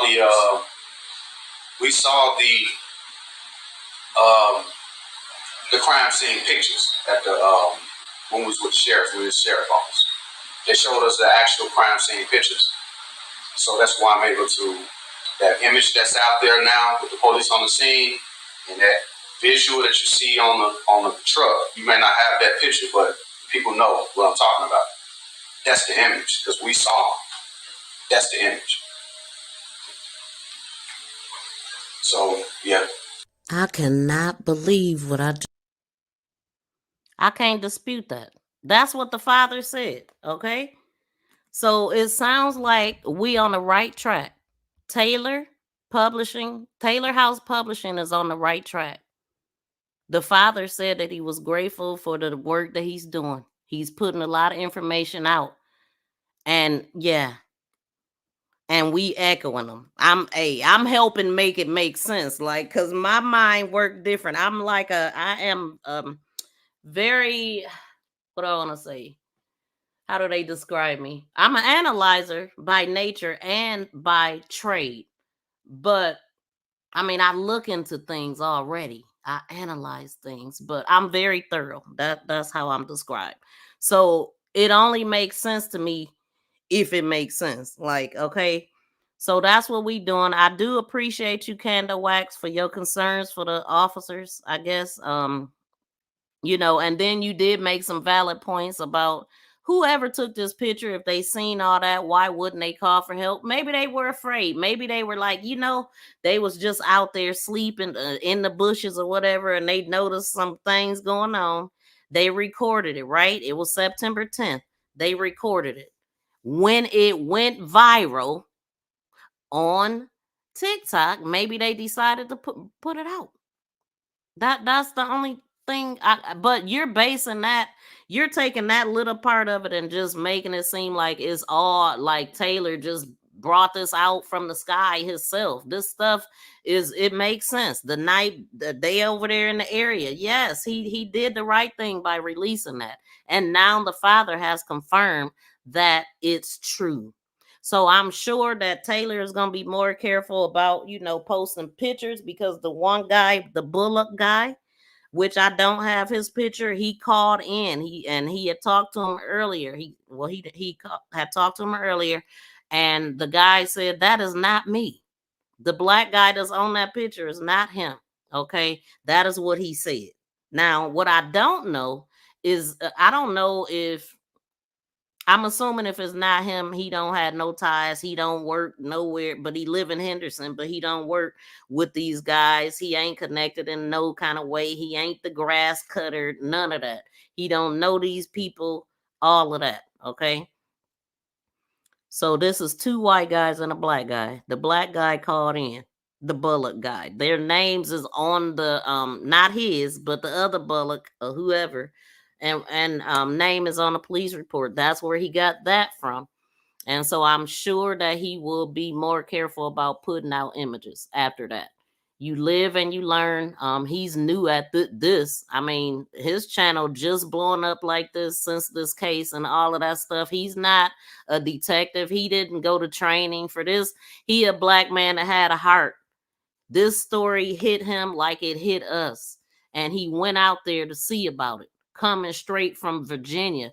So I thank him, and I thank Mallory Thornton, and I thank Tasha Prophet, and the trucker guy, introvert trucker, and mother trucker, I think is the other guy, or I can't, but it's a couple of them, y'all, that we are all collectively putting information on YouTube. And Trey Gang too. Shout out to Trey Gang. He's been following this and playing some of Taylor's videos and making it make sense. Now, I don't know him personally, but I remember him being very instrumental in the Kanika Jenkins case. He's still talking about it to this day. So, yeah, I watched a video of his yesterday, and he was on to it too. He was on to trying to figure out where these guys were standing at. So if y'all know Trey Gang, go check him out too. And we just need to support each other. If we got a love for crime and we want to be the news for our people, let's do it. Let's support each other. Let's shout each other out. Let's work with each other and keep this information out there. Get our crime community going, because this is my thing. I've been doing this for 4 years. I've been reporting crime for 4 years. So this is definitely where my heart is at. And so I want Javion to get justice. And I always stall when I say Javion, because I think about Jelani Day. That is a case that is near and dear to my heart. If y'all do not know about Jelani Day, please look him up. Look at my playlist. You could look him up on Google. I don't care. His mother needs support. Justice for Jelani on Facebook. Subscribe to her, man. Follow the case. Her son still has not got justice. He was a doctor. He was going to be graduating soon, med student. And they took his life, and we know that it's a cover-up. She need help. That's the kind of stuff I'm talking about, man. Doing something for real. This ain't just about views and clicks for me. And YouTube ain't paying me like that. Okay? So we want justice over here, not bullshit. And this right here is Bud. I'm gonna play this 911 call again. Says Kelly 911 emergency.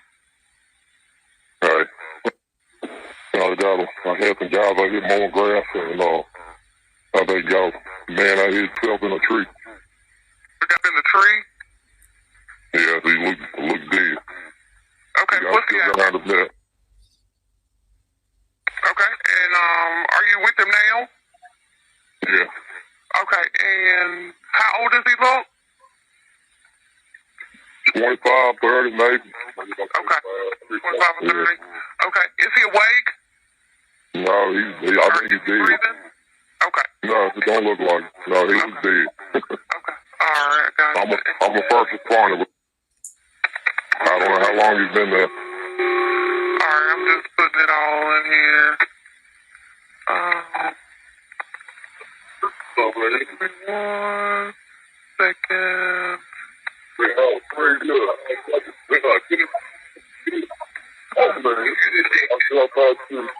I just heard what the father said about Taylor. I'm just putting everything. Everybody's already dispatched out there, and give me 1 second. Hold on 1 second for me. Okay, you there, sir? Yes, sir. Okay, I got everybody on the way. Is there a defibrillator available? He's calling himself. Yeah, he's gone. I ain't touched him. I ain't been around him yet. I mean, I've been close enough. I don't see him breathing at all. Okay. Alright. Percy said he ain't No, been around. there ain't no detail around here, though. Okay, gotcha. I got everybody on the way out there. Yeah, he has a siren, man. Yeah. It's just pulling in there now. Okay. You see him there pulling up? Yeah. Okay. Alright, sir, thank you. Alright, thank you. Yeah, I know the pictures is not the owner. That's what I said when I posted it. I said they said this is not the owner. They said this is the owner's son. So I know that, and that was my point in posting that. And I don't know what's been said. All I know, what drives me crazy is the division in activism and all that. Like, you can't be seeking justice and fighting with other people that's seeking justice as well. So people need to come together and talk. You have differences. We notice different things, and we have our own opinion. Like, so my opinion is not everybody's opinion, or my thoughts, and ain't everybody's thoughts. But it's okay to have a difference of opinions about things, but you don't have to fall out and go bad. That's something that I refuse to do. So I'm here for one reason, and that's to report crime. This story, anytime I see something that hit my heart and I see mistreatment, that's what I'm here for. I'm not here for division and all of that. And it really upsets me when I see it, when I see activists fighting amongst each other. Like, talk it out and just keep going. It don't have to be a battle. So no, I don't see what they allegedly saying about him or anything like that. So I'm not looking for that. I'm here to make it make sense. And so I don't know really what your mission is. If your mission it sound a couple things. Your mission is to protect the cops and also misinformation. That's what it seemed like. I mean, it seemed like you really more concerned about the cops and the owners, like maybe you know them personally. But I don't know. Everything is alleged on this channel. I don't know these people personally. I don't know nobody. I haven't searched they pages or anything. What I want is a full investigation and an arrest. That's what I want. Whoever it is, let the cops do their job. But if social media, sometimes you have to put out misinformation, and I know it wasn't purposely, for the right information to come out. So if this ain't the person, then who is? Because they matching up the names and they're matching up pictures. And so, hey, it is public information as well. Anything you put on social media is for the public. So he apologized. He did another video about it. And I mean, what else is he to do but be more careful? And the people talking, if you feel like it's unprofessional, step on in and do something. Do your part. Spark up a live. Start there. I got a question for Candace Wax. Oh boy. Listen. I don't know, Candle Wax, but mission is dispel information. Okay. Yeah, and so I'm gonna look at it even more what you sent, because I couldn't look and have it at the mic and all that. So I'm gonna look a little bit closer about what you're saying. You did say, okay, so yeah, these owners are not, the pictures that's being shown are not the owners, but is it the guy that's standing there? So your concern is that this picture is not the owner, but is this his son? I mean, is it his son? Tell me that, Candle Wax. Wait, where's that picture at? Let me know if that's his son, though. Hell, because that would also be a problem. Is that the owner's son? Y'all let me know when Candle Wax answer that. No, don't, just a faceless dog. Think he's son dead, ain't he, Candle Wax? What? Is this man alive and the owner's son? That's what I want to know, Candle Wax. I'm looking for that answer. Because Candle Wax is actually very, very concerned. So that's why I'm taking the time to talk to her, because she's putting this kind of information all over social media. And that's not a good thing either, Candle Wax. Because you know that Taylor Publishing's his mission was not to do anything with ill. You know that. So you're posting this all over Facebook or all over social media. Let me go to a comment that I screenshot last night. It sounds like it's you, but it was under a different name. So let me go to that. Where did I just happened to be looking at a video, and it might be y'all, it might be in Jedediah's video. Somebody in the comments. Let me find my screenshots. Hold on. Candle Wax, I think, sent another image. Okay, so let's see. I did it right here. It says, yeah, it is on there. It says the information that Taylor House Publishing is putting out is completely false. This is coming. The person that said this is at Noi B1. Y'all gonna see it when y'all go watch this video. I'm gonna drop the link for the people that don't have it. Y'all be sure to go check out Jedediah Brown. So it says the message came from an at NOYB 1991, and they said that the information Taylor House Publishing is putting out is completely false. Somebody else said, prove it. This was 8 hours ago when I screenshot it. So then somebody else said at like cut that. This somebody dang on name. Okay, so like cut. Hold on. Cut like that 02 said prove it, right? So then somebody named Kappa and no Coop Andrew said at cut like that. For starters, that pic he claims Javion is in. That pic, for starters, the pic he's claiming Javion is in was posted a day later.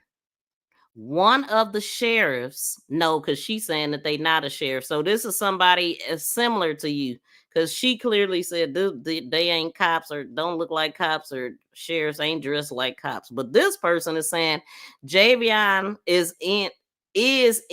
was posted. Let me start over. For starters, that picture he's claiming Javion is in was posted a day later. One of the sheriffs is black in that 3 sheriff photo picture. Okay, hey, that's what they wrote. Also, is outside of GFL. They know something, right? It's outside a GFL building that's beside the tractor shop. Like, wait, hold on. Let me pull up the other thing. So yeah, he noted this is in the area of GFL and the trailer tractor place, which it is because we rode down the street and we see that they are next door to each other. GFL and TNR is next door to each other. So this person knows something, right? So they said that the 3 black sheriffs in a photo is 3 black sheriffs in a photo. Also is outside of GFL's building that's beside the tractor trailer shop.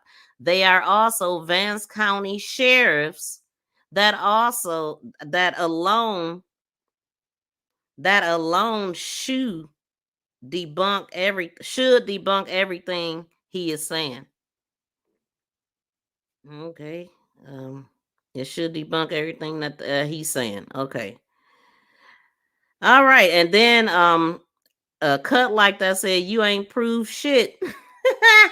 And then Add Noise said, okay, so you can be ignorant by yourself because how can someone that was found the morning of 9/11 be seated and handcuffed in a photo that was taken on the night of 9/12? See, listen here. The picture wasn't taken on 9/12. It was posted on Facebook on 9/12. They could have took the picture 1 minute before midnight, and that changed the date by the time they posted it. This person don't even. This is crazy. But anyway, I just wanted to say that, and then I'm sure I was going somewhere else that I forgot. Oh, let me go ahead and also drop this link before I forget to do that. But so yeah, I know the area, the about area that these guys are standing. I mean, they're near. I don't know exactly where they standing, and that's what I want to know. So if somebody can tell me where they at besides they across the street and next door to GFL, I already know that. I want to know the exact spot. Somebody need to go out there and walk around and find it. I'm looking for fences, but the fences, the street, and the garbage can gotta be all in one area, and I'm not finding it. I'm not finding it all in one area, but I really think it's that area right there because we could see that from the image. But I can't find the bushes and the street and all of that to go with it.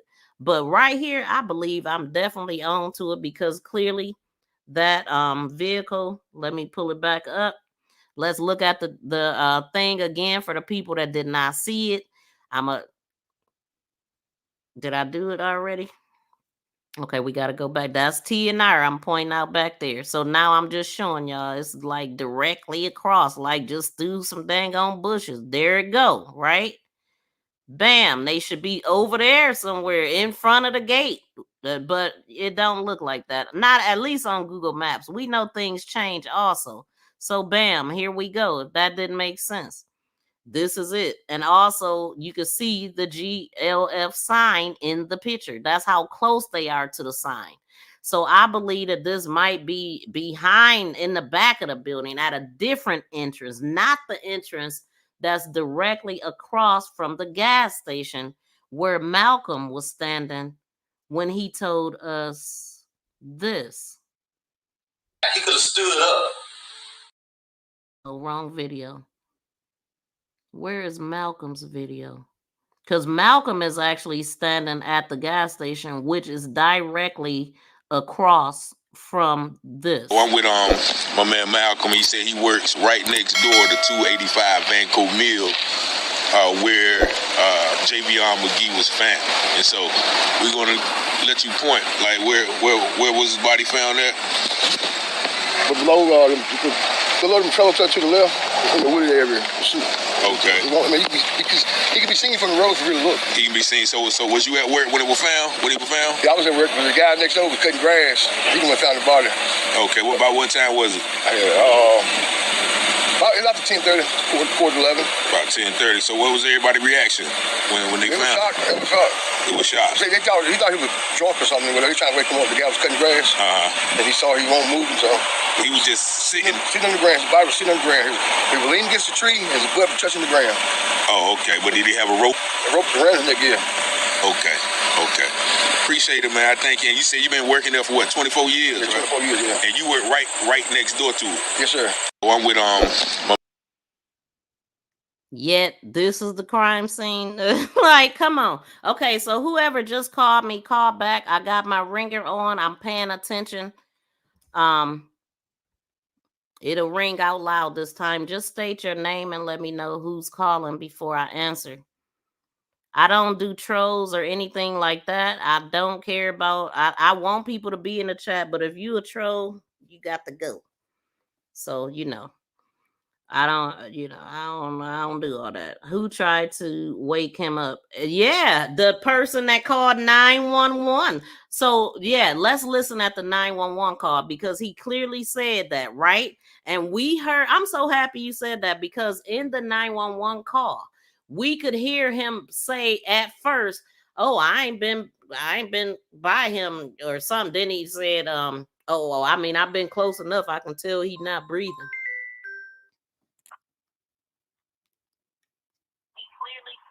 To accept, press 1. To send a voicemail, press 2.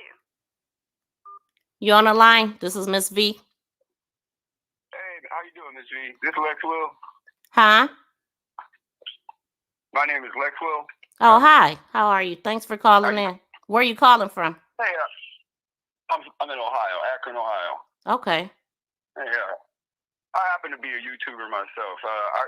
I saw this image, so it got me invested when I was watching Mr. Taylor's videos. I happened to be in the comments yesterday, and I noticed this Candle Wax and this other people. I don't want to bring them up right now because it's just by assumption. And I noticed the Candle Wax kept working against the YouTuber himself. Mm-hmm. And like I said, I'm a YouTuber, so I notice when people are working against me when I do videos, whether they be premieres or live. Okay. Do you report crime also? No. I added it to one of my videos recently, but I'm not really a crime reporter. I started getting invested in this story because I felt it was very unique that you have a photograph with the man that passed away, his image in the photograph. And this is what happened yesterday in the comments. As I was talking, as I was watching the comments, this Candle Wax kept saying just negative things towards the whole idea of let's solve this.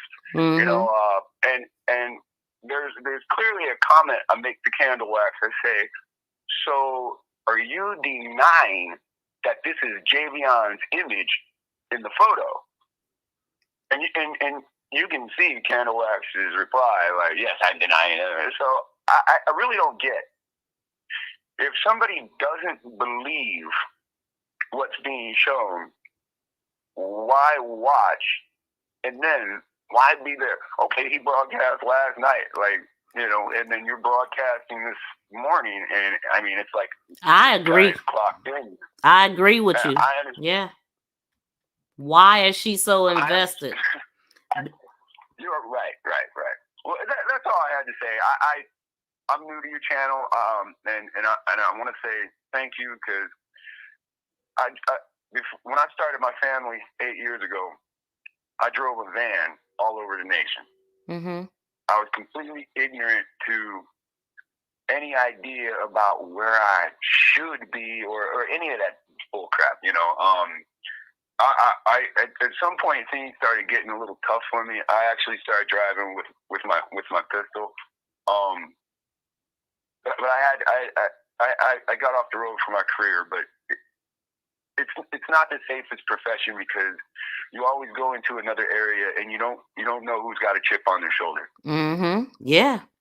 It's so scary. Do you know that I literally just said, I was like, I never even thought about the danger of trucking. I always said I never date a truck driver because I'm thinking about the truck stops and the things that we hear about there. I never even thought about the being ran off the road or in a town you shouldn't be in. That never crossed my mind. So this just gave me something new to look into too, because now I'm very concerned about the truck drivers because we need y'all. Like, I remember it being an issue when COVID happened. We couldn't get our stuff. You couldn't even buy toilet paper. There's about to be down to buy one sheet of toilet paper. You know what I'm saying? Because so truck drivers are so very important and so very important to these companies. So I'm with introvert trucking when he say, like, stop delivering to these people that don't care about your well-being. Like, we gotta make a stand. How do you hit them? In their pockets. and you just gotta be willing to, weather the tide or figure out another way to make money. But to continue to deliver to these people that don't give y'all places to park and all of that is freaking ridiculous. I mean, have anybody ever thought about opening up one of these facilities? Obviously, they're needed all over the world. As big as Walmart's parking lot is, they should go ahead and make that back lot something else, because clearly they don't need all of that space. And I think it's unfair for truck drivers to have nowhere to park and be put in danger by the companies that they're working for as well. That's actually the biggest problem. As I have friends that are truck drivers, they have a limit on how long they can drive. Now the trucks are programmed to drive around 8 hours, give or take, and then they go into a idle mode. I'm not saying that right, but the truck can still move, but it can't move at full speed. So that puts people in a predicament because they have to shut down when they reach 8 hours. 8 hours doesn't care if you're by this town, doesn't care if you're by that town. 8 hours doesn't care if this guy doesn't like your skin color or that. So that becomes a huge problem for road transit. Yeah. So let's bring it back. What do you think about the information that I just showed? I don't know how much you've seen of it, but what do you think of what you saw so far? First, I don't have any opinion because at this point, because every time I make an opinion and then I broadcast my opinion, and then something happens. I give you an example like Sandy Hook, but that's not a good example because bringing that up gets people's stuff shut down. So I try to sit back and wait a little bit. And see, this is the thing about this Javion thing I wanted to talk about on my channel, but I thought it was probably not good because like the lady that got shot inside her own home, right? Sonia Massey. There is a video of a female lieutenant that looked just like her making comments that people should be on the side of the officer. And I was like, that's weird. And then I started looking this woman up and I can't find her. And then that starts to present a problem. So I have comments I want to say because they look too much alike. And every now and then you get somebody say, all this stuff is fake. And wait, who looked too much alike? Massey and the lieutenant that made out and made a statement in behalf of the officer that shot her.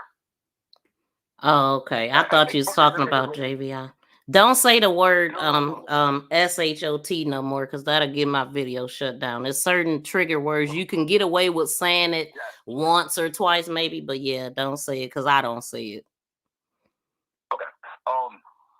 But it's really about like all the information on some of these stories coming out to be able to broadcast them to go further because I've been burned before, like broadcasting about one of these issues, and then it turns out, like this guy saying, crisis actor situations.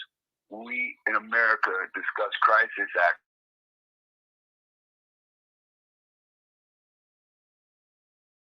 The crisis actor situation. I'm saying I don't talk about them because we have crisis actor situations. Mm-hmm. Now, with the image that came out, like the image that's on the screen right now, it solidifies everything for me.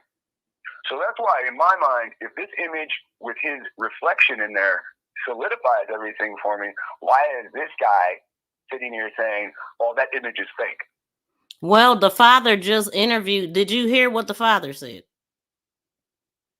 To some degree, I was listening to the interview be played, but I was still trying to have a side conversation with Candle Wax over here. Okay, look, since you wait, hold on, because you hear right now. Can you hear the video? Because I can play what the father said. He confirmed it. The father confirms this. He said that you want to hit mute, but I'm gonna play it and I want you to listen to it because I heard your volume just go up. I'm gonna play it right now. I'm with my man Malcolm. He said he works right next door to 2.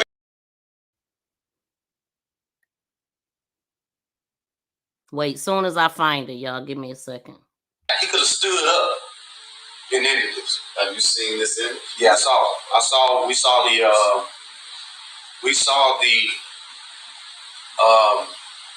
the crime scene pictures at the when we was with the sheriff, office. They showed us the actual crime scene pictures.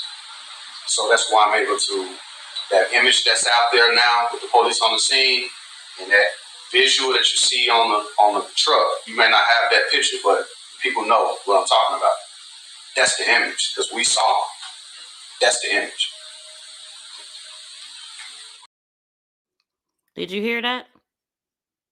Oh yeah, I heard it all. He already clarified with their police.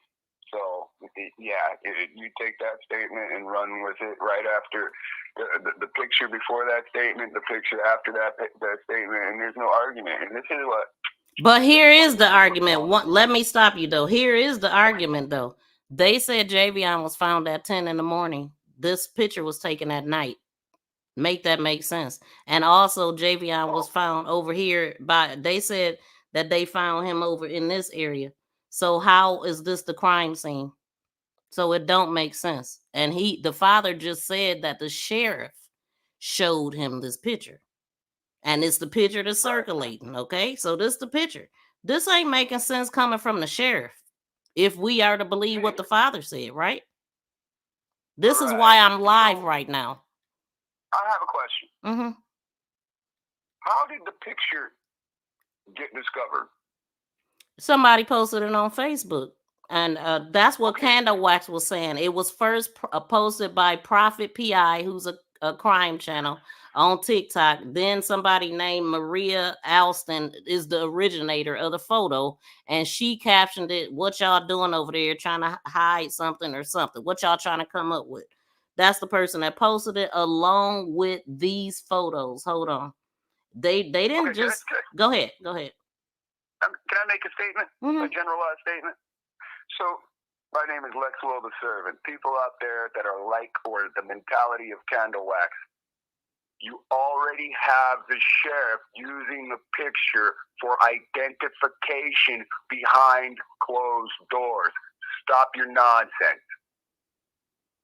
I think maybe they used it because they knew this photo was released and they trying to make it make sense. Oh, this the crime scene. These are I don't know. Like that part don't make sense to me. That the sheriff would use those and then tell us that Javion was found over here. And at 10 o'clock in the morning when it's nighttime on these, make it make sense. Okay, so the picture is the actual evidence. That would be his final moment, something like that. And then you have the moving and the cover up. So when he had, so we're listening to Taylor, and he had 2 callers. And when I tried to explain this situation to somebody else, I accidentally said it this way. The one caller seemed to be hiding in the bushes at the location that it happened. And the second caller didn't know a lot about what happened at the first location. They didn't know there was 4 people. They saw 3 people propping the body up. So it seemed like, see, this is why I told everybody, this boy seemed to be fairly righteous. It seemed like the Most High had his image captured in the camera and had 2 different witnesses, one to see when it happened and one to see where he was left. I don't know. I just wish they come forward and help make all of this make sense to us. No. See, this is when Most High get involved, the whole organization come down. That's what I want. 3 guys going to jail. That's what I want. It's going to be the whole county and the connected counties, because if you start typing in these last names, and you know the mayor's last name and then you know the sheriff's last name, and you type in slave owner behind it. And again, I'm from the school of camp that I understand the Black Caucus, I understand the Boule, I understand there's a hidden black hand.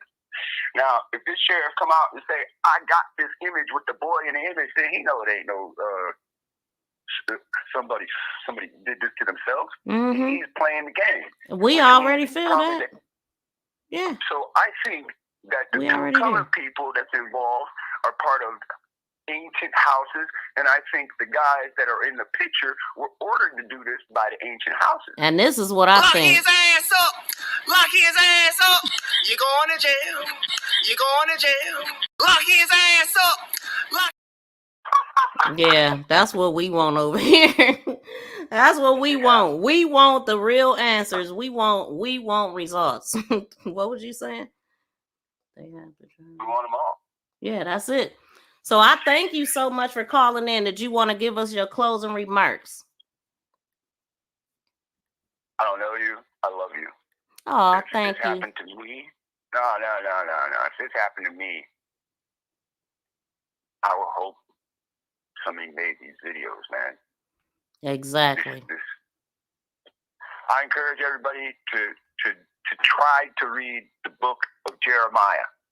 Start with Jeremiah 1, at least get to chapter 20, and you'll understand what's going on. This ain't an ancient book. It happened 500 years ago. We oppressed. Mm-hmm. We're not oppressed by one people. We're oppressed by different races. Not one race, different races. That's all I want to say. If anybody want to check out what I say, I'm Lex Will. I'm on YouTube. All right. Thank you. Thank you for calling in. Please be sure to subscribe if you haven't. Bye. Call from James McLean. To accept, press 1. To send a voicemail, press 2. Hi, this is V. Tell us where you're calling from. My name is James McLean from Rocky Mount, North Carolina. Okay, North Carolina. Yes, ma'am. Okay. Okay. Hey, I have some questions. I'm a truck driver, 22 years, and I delivered over there to that facility in that area. I was reading the reports, and I see where the young man, the company that he worked for and stuff, right? Mm-hmm. And so my question is, if it happened over there on Vanco Mill and Martin Creek, no one has any kind of video footage? Oh, it's video footage. It's cameras all over the place. They definitely got some footage. But I'm saying he has a camera in his truck and stuff, just like several other drivers that park. Because it was something else I wanted to ask too. What time did the incident happen? It was at night, correct? Yeah, it would have been, according to the timeline, Javion left his truck for the last time at 7:30 p.m. and they telling us that his body was found out there at 10 something in the morning. So they want us to believe that Javion sat out there for 15 hours unnoticed in this open area, broad daylight. Yeah. Okay. All right. Now, if anyone's familiar with that area, right, the corner of Martin Creek and Vanco Mill, there's a church there. And so according to the reports, he left Walmart. He left the Walmart distribution facility all up and down Martin Creek Road. You can't. They got all these no truck parking signs and stuff until you get to the corner of Martin Creek and Vanco Mill, where that service station is at. Mm-hmm. Now you got one parking space, sort of like one of those man-made parking spaces on the left-hand side, but you can fit about 6 trucks on the right-hand side. And the reason why guys park there, on Vanco Martin Creek, which takes you to Walmart distribution, Vanco Mill, which is where the incident took place, everybody that parks there, that drives a truck, has cameras on their truck, his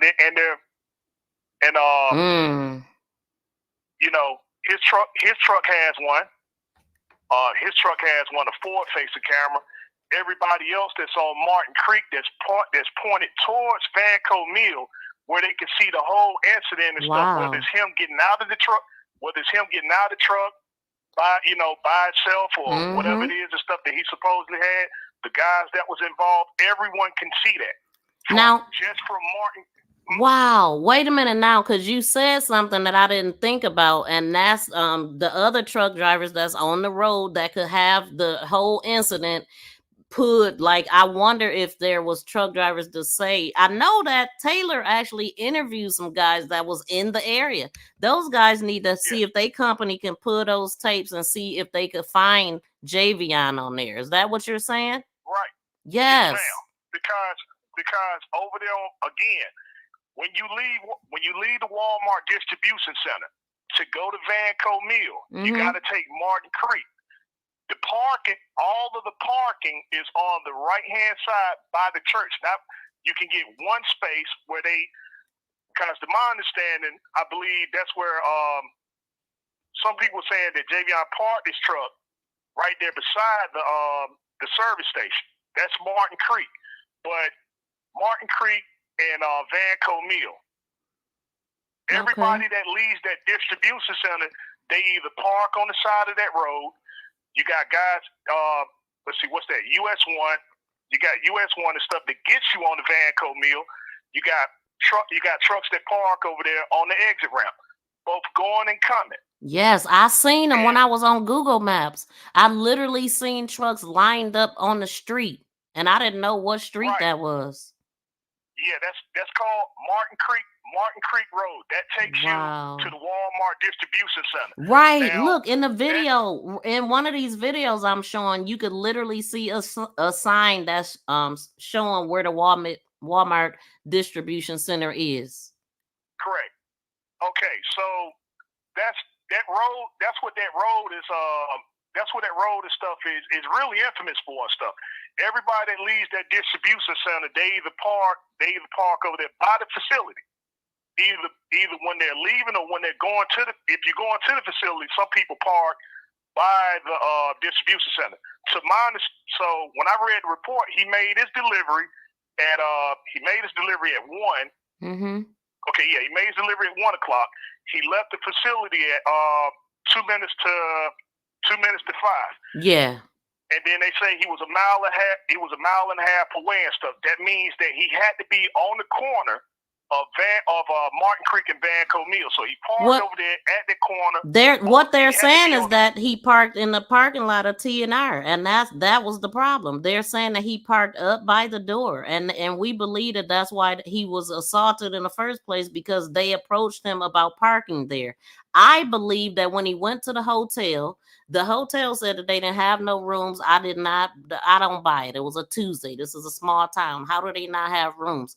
What I believe is that they made a connection to the hotel. Like, hey, it's a trailer parked in our parking lot, and they don't play that. They done ran people off that parking lot before. They probably called the hotel. If somebody coming there trying to get a room, he looked like this because they got cameras at T&R, and he was parked in the front. When he got back, because they said he dropped his load, he parked at T&R, and we believe that he took his trailer off and left it at T&R, because when he was at Walmart, his trailer wasn't there. We believe that that's what this is all about, his trailer being on their property. Correct. And something else too. If if we playing the devil's advocate and he was really trying to do that, he could have done it in his truck. There's plenty of space. There's enough apparatus in here and stuff to do whatever it is, and stuff. Alleged. He could have done it in his truck. If yeah. That doesn't. What I'm finding out now, stuff. The company that he worked for and stuff. The particular model truck that he has, he could have done it in there if he had that mindset. Exactly. So the whole story and stuff, man, it doesn't make sense. Nope. There's things and stuff that people aren't talking about. There's footage and stuff that's there because trucks are parked over there on Vanco Mill. They're parked over there on Martin Creek. You said something right there. Facility. Thank you. I didn't even think about that. Yes. Right. And if he gets out of the truck, every single commercial motor vehicle now and stuff is equipped with the camera, with the recording device, whether it's forward facing or backward facing. And so with his company and stuff, they don't require backward facing cameras, which means that you can't see him, particularly in the driver's seat. But he does have cameras, and most of these trucks and stuff are equipped with 360 cameras, which means you can see all around the front, the side. And that company that he works for, to my understanding, they're equipped with the 360 cameras. So wow, that's what I'm talking about. The people that parked over there on Martin Creek, that's the people that parked on Martin Creek to get you to Vanco Mill. There's going to be trucks parked over there. Even after these things and stuff occurred, I went back over there. Everybody's still parking there like nothing's happened. This was 10 o'clock. This was 10 o'clock in the morning and stuff. So, you know, it's and something else too is that also reading the reports, he knew where the truck stop was. Yeah, he knew where the truck stop was because he stayed. Because he got there, he stayed at the he got to the truck stop, got something to eat. He stayed there 2 hours before he made his delivery over there to Walmart. So, the thing I'm focused on is the trucks that were parked on Martin Creek, at the corner of Martin Creek and Vanco Mill. Everyone that's parked there can either see they can see Javion, they can see all the events and stuff, and the people that went over there. They can see him coming and they can see him leaving. I believe they ran. I believe Javion was running and they was chasing him, and that's how they ended up out of the area of their place and had to drag him back over there. And somebody got it on tape, even if they got the businesses on lock, because the other caller said, or somebody said that the GFL also owns that gas station right there. So if they wanted to prevent cameras, and let's just say they got a relationship with the businesses, they can't stop them trucks that you talking about. And I did not think about that. That is a good idea. And let me ask you this: how long do they keep the footage? You know what I'm saying? Because this was the 11th now. Yeah, this okay. In commercial movies, it's you know they got to keep the records up to 6 months. It all depends on. It all depends on what kind of device is being recorded on. If you got an independent device, then it's based upon what's on your SD card. Then you got some recording devices that are attached to your electronic what we call the EDL, which EDL, electronic logging device. Those up there, you got to keep that for 6 months. And the reason why most, if not all, commercial vehicles have it is because of to cut down on, if accidents and stuff occur or whatever, then, it's not their word versus yours and stuff. And then, for insurance purposes. But all commercial motor vehicles have some kind of forward-facing recording device.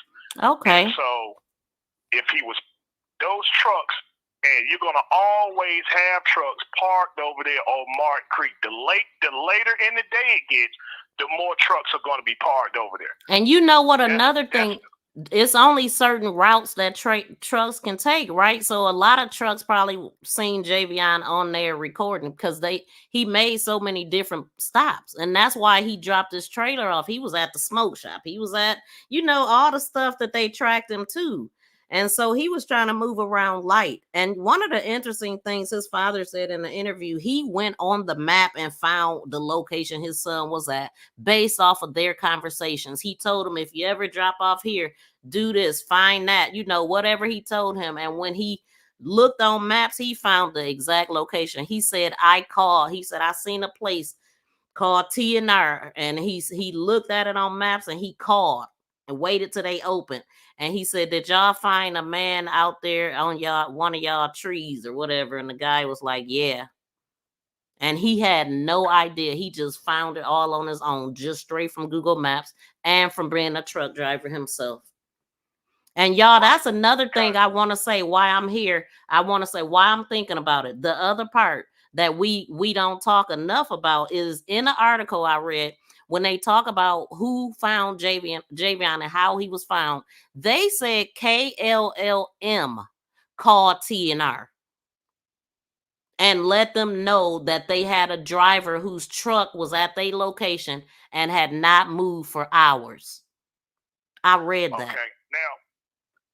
Now that's how I found out that he was working for the company, and that's suspicious within itself because.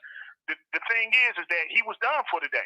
Cause he picked up in Hazleton, Pennsylvania at 1 a.m. in the morning. It's 419 miles from Hazleton, Pennsylvania to down there to Henderson, North Carolina.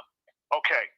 He unloads at 1. He leaves at 5. So if he start at 1 and he leaves the facility at 5, he has no more hours to drive. He has no more hours to drive and stuff. And so the only thing he can do is little stuff, personal conveyance, PC. That's what they call in trucking, where we can still drive, but we're not, to take care of little stuff, which explain, where he went to the smoke shop, where he went to Walmart, those sort of things there, and why he dropped the trailer to do those things. Okay. And so, he's in that position there and stuff. And so, he's in that position there and stuff, right? Which involves all the moving around. But I got a question for you too when you get done. Yes, ma'am. My question is, when you go to drop off stuff at your truck, can you leave the trailer to drop it off, or you got to sit there while they unload? Well, it's while they're unloading and stuff, particularly at that facility, you gotta stay you have to stay hooked to the trailer. Okay. When he's at the Walmart, some people and stuff are a little bit lenient than others, but at that particular spot, no, he can't. Once you're there and stuff, you're not allowed to leave and stuff. And then my other question is, do you drive, like, once you drop your load, do you reattach that trailer and drive with it empty, or do it get shipped up? Okay. Once they unload all the stuff off the trailer, then you hook back up to it and stuff, and then you're in an empty status. And so when you're in that particular status there, that allows you to do certain things and stuff that you ordinarily couldn't do in once you're loaded. But that's really kind of taken away from the point. In his particular situation, he had no more hours to drive, right? So he can go and he could take care of things and stuff on his own, right? He's out of hours. But in everything that he did, there's a recording device in that truck. And so based upon where he's parked, you can see everything that's going on. If he went to the smoke shop, if it was some confrontation that went down, it got it recorded. If he when he went back to the facility, it's recorded. When he got out of the truck, it's recorded. The people that's parked over there, the drivers that was parked over there on Martin Creek, that's facing Vanco Mill, they got it recorded. Drivers, so step up if y'all was over there. Please say something. Please look at your recordings. This is new information we getting that could be investigated on our own part, because we can't depend on the law enforcement because of what they're already wanting us to believe. So basically what I'm hearing you say is you think it's suspicious that the job even called the place because Javion was done working. Is that what you're saying? So they wouldn't have a reason to need tabs on him. That's what you're saying. Okay, yeah. So okay. If Javion is Javion, all right, you got an electronic logging device that can track your truck up to 50 feet. So they got a GPS device that can see exactly where their equipment and stuff is, for the purposes of making sure that that you're in if you're in unfamiliar territory. And something else, the reason why they had to keep a track on Javion is because Javion only been driving trucks for 3 months. So for anyone that's been driving trucks, right? When you first get into a driving truck, they keep a real close eye on you to make sure that you're not somewhere that you're not supposed to be at. They always keeping a constant look and stuff to see where you are, making sure that you're on time for deliveries, making sure that you're driving the truck in a safe manner, those sort of things there. That's why the cameras and stuff are in place. So based upon the positioning of his truck, we can see everything from there. That's just off his equipment. Okay. So, it's not just his and stuff, but again, I'm looking at the recording devices stuff that comes from the trucks, because again, those guys that are parked over there on Martin Creek Road, right? The guys that are parked over there on Martin Creek Road they can see everything that happened. They can see everything and stuff that happened over the cars. If you go on Google, based upon where you park at, and you can get up to 7 trucks from the stop sign on Martin Creek. I'm gonna go look on Martin Creek Road. Is it something else and what's close to it, or do you have an address? Because I'll go look later when I get off and see what I can see on there. Okay, Mark. The only thing you have to do is look at that. Okay, you got the service station. That's Vanco Mill. But it's a church. It's a church right on the other side. Yeah. Okay. So you talking right across the street, pretty much. Right. Okay. That church that's over there. Yeah. From the stop sign. From that stop sign, everyone has a clear view all the way over to where you can see what's that company, TNR? Yeah. I'm gonna put this video because you can see it right here. Okay, so I'm gonna put this up for the purpose of looking behind, because when he talked to Malcolm, he's standing at the gas station, and then we could go back to I'm with my man Malcolm. He said he works right next door to 285 Vanco Mill, where Javion Magee was found. And so we're gonna let you point, like where was his body found at? But below them trailer trucks to the left, in the wooded area. Okay. I mean, he can be seen from the road if you really look. He can be seen. So was you at work when it was found? When he was found? Yeah, I was at work when the guy next door was cutting grass. Okay, so that's what the area, right? Yes. Okay. Where they having that conversation at? That's the gas station. Now, if you're at the gas station, you see those trees and stuff back there. You don't have to worry about that. It's what happens on the other side of those trees. That's where the trucks park at. Okay. You can park one truck at the corner of if you're on Vanco Mill and you're making that right to go down Martin Creek to go down to Walmart. You can park one truck there. If you're on the other side, that's Martin Creek, that's going up to Vanco Mill.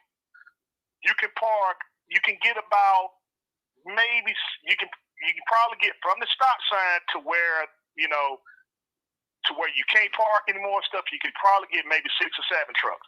And the thing you have to keep in mind again is that the later in the day it gets, the more trucks park over there. So, do you think Javion was over there at some point?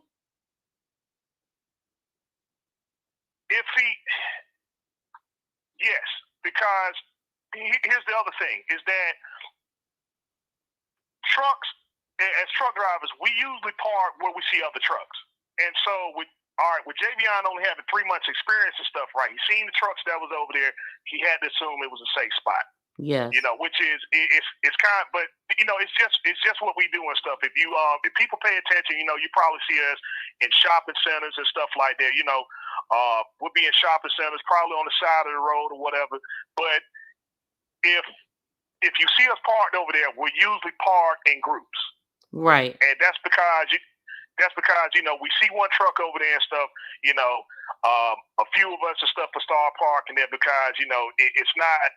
No one's going to usually mess with you and stuff over there. There is some hit and misses and stuff, but the thing is that the reason why people park on Martin Creek, the reason why people park on Martin Creek and over there on Vanco Mill and on the exit ramps and stuff that's over there is because people don't usually mess with you over there in the area. They know that most of us are going over there to make a delivery at Walmart Distribution Center, and so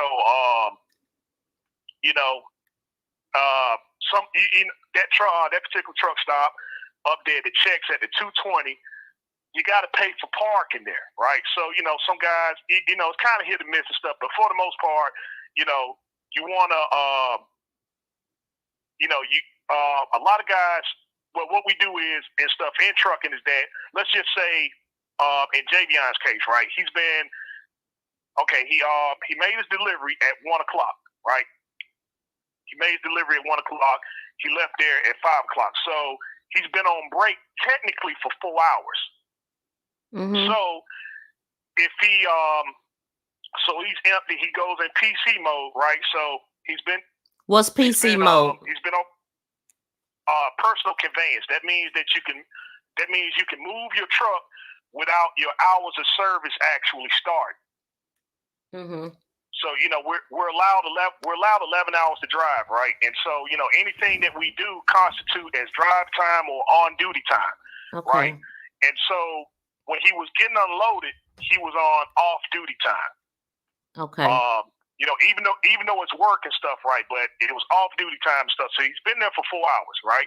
So the only thing he has to do is sit for another 6 hours, and then he's able to go to work. And so this is what a lot of drivers and stuff do at those facilities. You're at Walmart, you're probably there for about 3-4 hours. And so you leave the facility, you find the closest place that you could park without having to go very far. Because some people's PC, personal conveyance may consist of them driving a certain amount of time. Some people are allowed to drive up to maybe 5 miles, some people 20 miles. It's all on company's policy. But, that's just the rule of thumb and stuff in trucking is that, when we're unloading, that constitutes as off-duty time. So he's been there for 4 hours. He just got a 6 for 6, which would explain and stuff why he stayed over there in that area. Because he was just waiting to get his time back and stuff. Once he got his time back, he just going to proceed on. And so I imagine why the company called is because he probably had another load assignment. Mm-hmm. And so let's just say that his appointment time and stuff, something that his company knew, his appointment time was at 1 o'clock. Okay, that means 10 hours he'll be able to drive at 11 o'clock. And so when they look, okay, so at 11 o'clock he should have been up and driving and stuff and ready to go.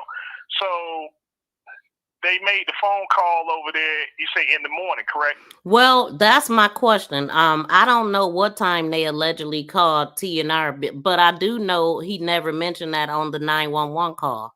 So maybe they called after, if you know what I'm saying, because if he was notified by TNR, then all the long guy and all of that would have been irrelevant to the 911 call.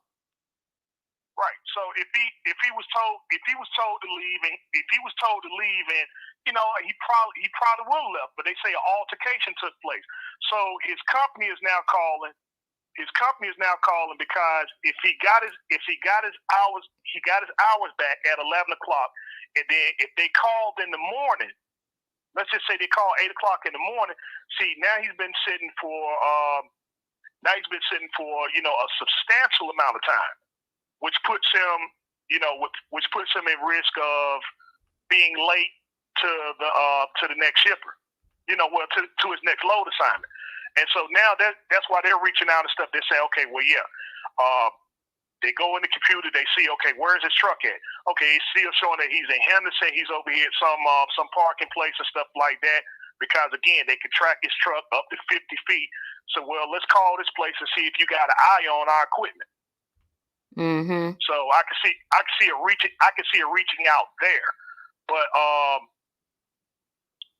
the most important thing is the actual camera footage from his truck and from those trucks that are parked at the corner of Barton Creek and Vanco Mill. If you're parked on the right-hand side of there and it happened at night, and again, the later it gets in the day, the more trucks park over there. So there's no sense of saying that there won't no trucks over there. Mm-hmm.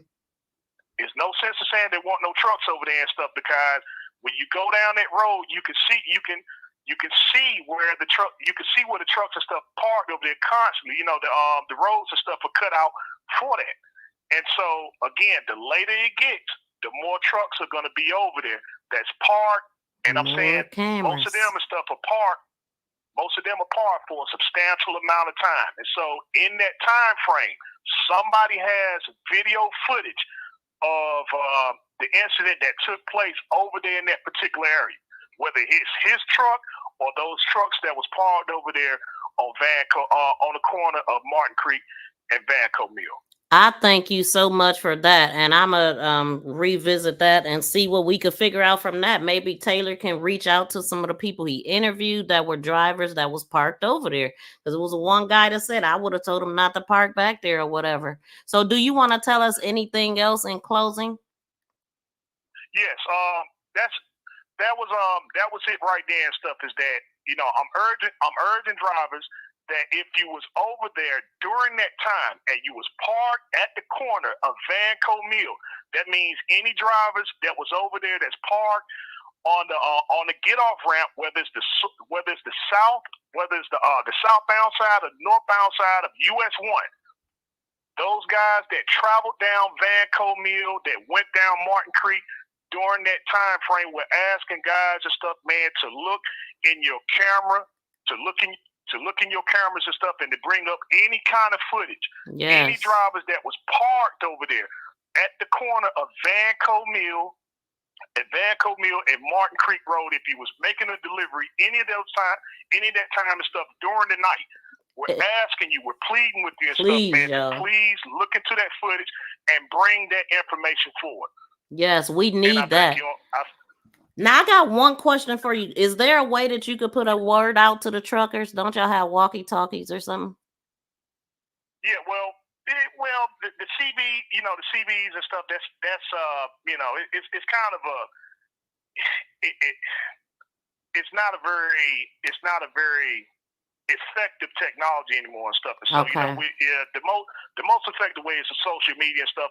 So again, I thank you for what you're doing, and the many other brothers and sisters and stuff, man, that's continuing to make this thing continue to make this thing and stuff bring forward and stuff. It's just we just got to continue to be vigilant. And again, I thank you for your time. Thank you so much. Please be sure to subscribe to the channel, and thank you for what you do out there on the road. We appreciate you. Yes, ma'am. Bye. All right. Thank you. All right. All right. That was really good, y'all. Shout out to him, because I didn't think about the cameras on the trucks. I never even thought about that. So now y'all know them trucks, while y'all be trying to cut them off and don't let them over and all that stuff. Y'all be nicer to the truckers. So this is funny, because literally I said that. I'm like, I'm going to be much nicer to the truck drivers now because of Javion. You know how don't nobody be wanting the trucks to be in front of them. You try to get in front of them before they can block you and go slow, but they drive faster now. We need to be more gentle to the truck drivers, because what we're hearing, according to introvert trucker, I think that was his name, introvert rockstar.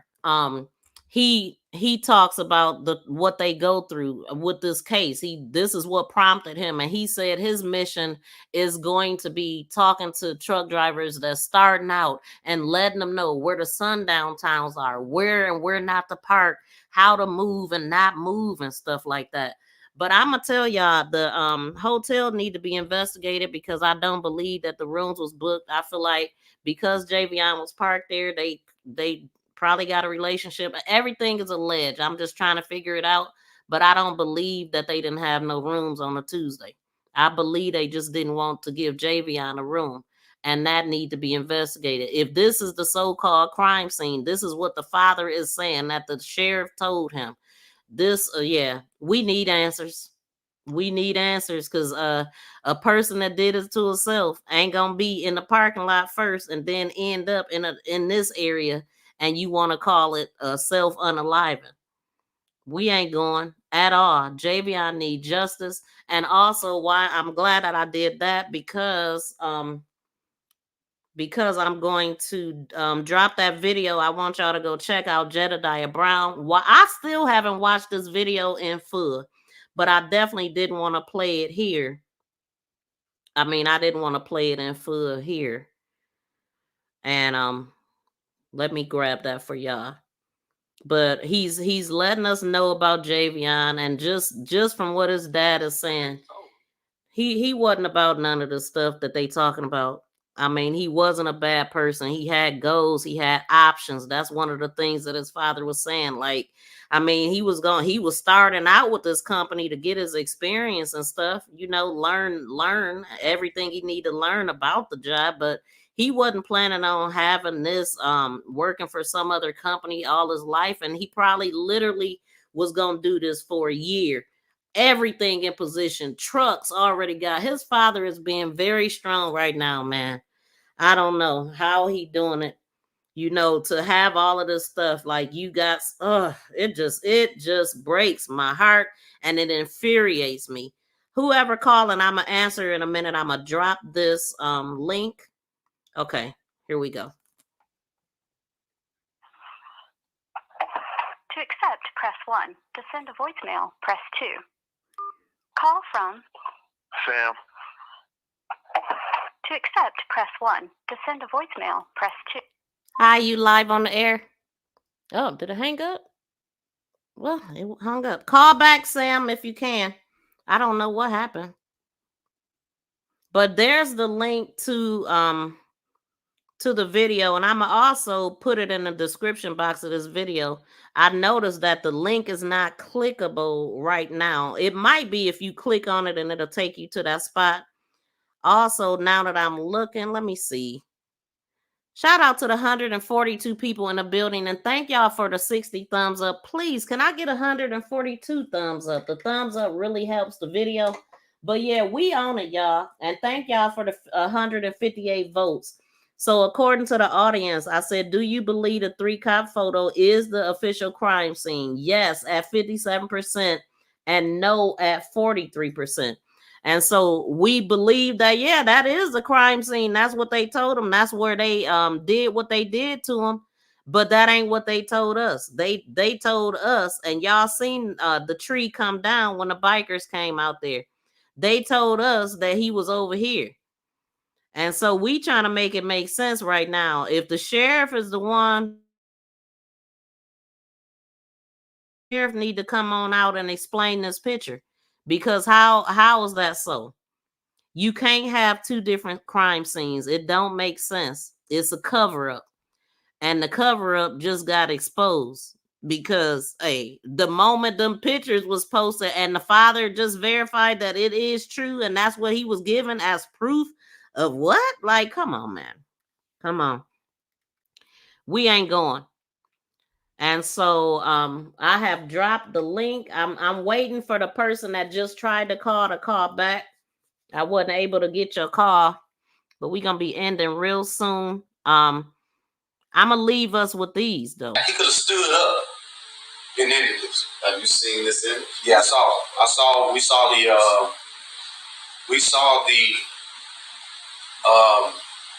the crime scene pictures at the when we was with the sheriff, we were in the sheriff office.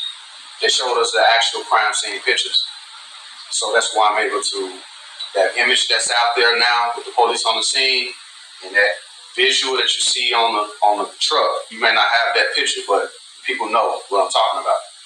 That's the image, because we saw them. That's the image. So, yeah. I cannot believe what I just heard. I am a truck driver, have been for like 10 years. Just calling in to conversate with you guys. Thanks for calling in, Sam. Where are you calling from as a truck driver? Right now, I am at Pennsylvania. I forget what city this is. So he is actively on the road calling us. And that's one of the reasons why I wanted to have this call in. It's much easier. Pick up the phone and call. So what did you want to tell us about Javion? I actually wanted to present a question to you guys, and that is, what do you guys think is really going to come of this? I've been hearing a lot of people present different ideas of what they think happened, and the conversations of different theories that have been pointed out. But from what I've seen, it looks like that we pretty much know that, yeah, this was something that was along the lines of like sundown town type thing, you know. Mm-hmm. And as a truck driver, I can vouch for a lot of towns that I've been in, even where it's like majority black, which was the excuse that they gave for where he was at. I can vouch that even those places, you will go in and you will see like the Hells Angels and you know, different groups, and I watch out for the tattoos and stuff. You see these types of groups or people in these black dominated areas, and these things go on. So yeah, I do believe that this was something that happened in that manner. That this was something that the cops may have been in on, but however, I'm wondering what you guys think is actually going to come of this. What we want is justice. We want justice. We want to arrest. We want what every other race will want for their family that's been unalive like this. Yeah, that's what we want. We want to arrest. We want to bring down whatever organization is doing things like this, whether it be all those businesses wiped out on that street and arrested. But yeah, I mean, ain't nobody exempt. Do you think that that's going to happen? I hope it's going to happen. What do you think? I don't believe so. Why is that? I don't believe so. I just had a conversation with my mom about. I don't know if you've been keeping up with the Sonya Massey. Yeah, I got a whole playlist about Sonya Massey. Yep. Yep. And we actually made a bet, and you know, I know that sounds horrible, but I am for Black empowerment. I am about that. So this isn't coming from a malicious place, but I feel like sometimes you about Black empowerment. Are you Black? Yes. Okay. Yes, I'm from Detroit, Michigan. Black my whole life. My mom Black. I'm Black. Okay. But yeah, I had a conversation with my mom about the Sonya Massey situation, and this relates to this situation also because I think that we could get so emotionally involved into a situation where we're not seeing the play. See, with the Sonya Massey situation, you're having a lot of white people sitting there saying, well, she ducked down. It looked like she was reaching. And I got to be honest with you. We know what that situation was. But when you look at the play, the things that they're trying to do, like how they're trying to set it up, they're trying to set it up where it's going to be looked at as, well, she was reaching. Or, you know, she was reaching for a gun or whatever. In this situation, they're going to make it seem like he killed himself, which we know isn't the truth. But yeah, don't say that word no more. That'll mess up my video. You got to say unalive. But yeah, I know it sucks, don't it? But that's YouTube guidelines. But yeah, I mean, we've considered all of that kind of stuff. Like we already know, like they trying to make it where it don't even get to the courthouse. First of all, right? So we got to fight for that. Then we got to fight for the right sentences and all of that. You know what I'm saying? So it's always a fight. We know it. And we know that they always seem to be able to minimize the sentences and all of this stuff. But occasionally, some of them got to go down because they done messed up and they can't be. Everybody is not crooked. But it's some of those ones that's able to stop it from getting so far. Once it get too far, they can't be saved. I believe that the guy that took out Sonya Massey is going down. And I don't know, this incident right here, when it comes up with that scenario, that narrative that they said, these cases never get solved. Okay? They don't. But we got pictures here. We got witnesses that ain't talking yet enough. But this is different. And I pray that we get justice for Javion. And if we do, this is going to be the first one that I've seen like this that got justice. You got me playing in the background too. Yeah, it's also the same scenario with just recently the Marcellus Williams situation where he was executed. And they really didn't have any evidence. I heard about that, but I didn't look into it. That's crazy. Yeah, they supposedly this was it was a white guy, got released from prison. He came out. He seen that it was a $10,000 reward for anybody who knew about a murder of 1 or 2 white women who were stabbed to death. I don't want to get too into that. We getting off track now because you saying words that can't be said, so it's okay. We'll cut that one right there. But do you have any closing remarks on Javion?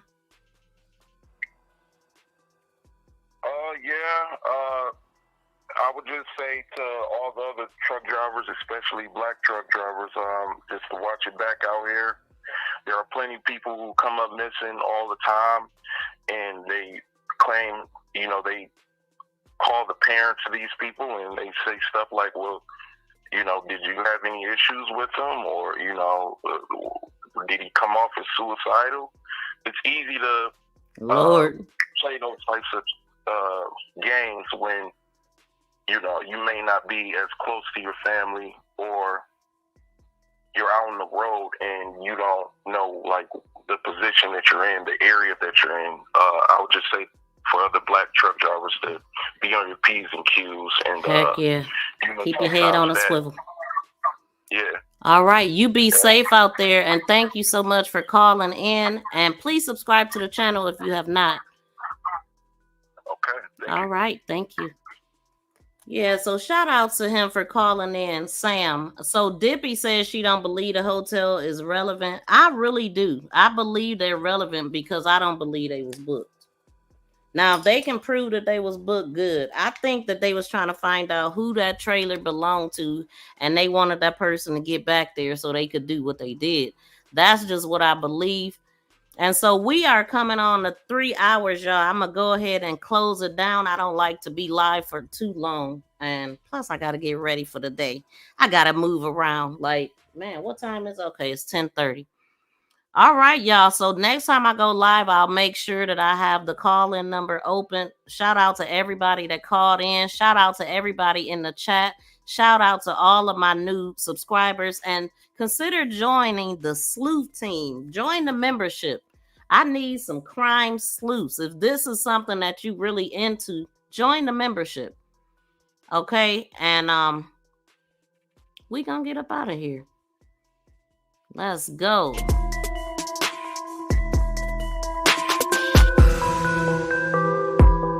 Just Javion. I'm gonna go on and ride with the bikers on the way out as soon as I find. Hold on.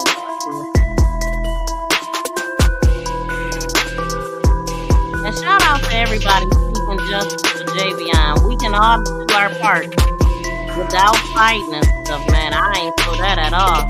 We all have different skills. We're all looking at different things. We all can play our part. Nobody needs to be fighting about this.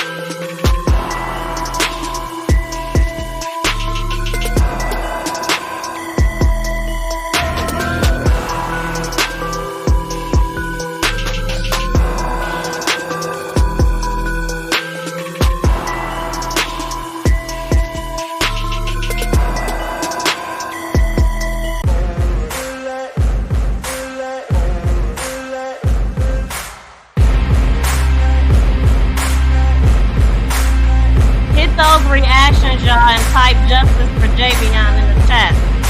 Please be sure to hit that like button if you have not. Shout out to Team Viral and the winning team.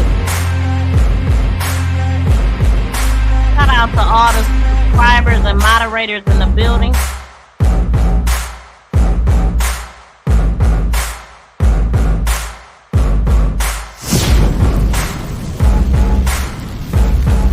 This is so unfair that Javion got to get buried on his birthday, man. That is sickening to me. We want justice for Javion.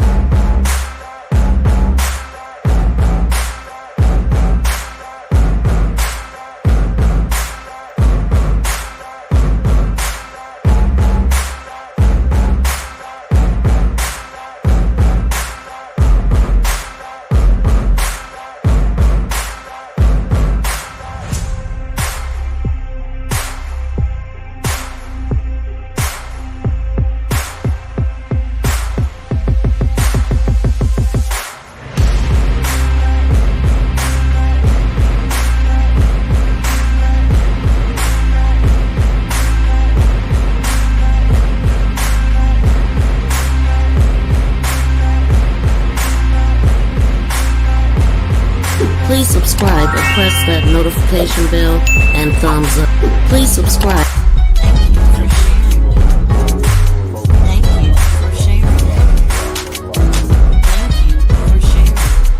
Please subscribe and press that notification bell and thumbs up.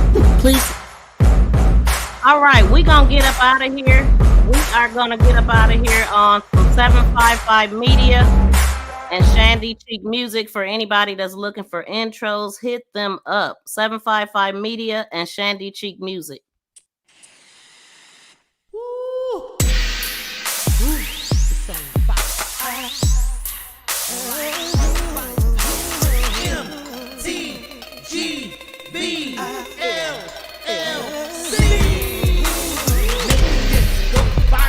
What time you going live, Dippy?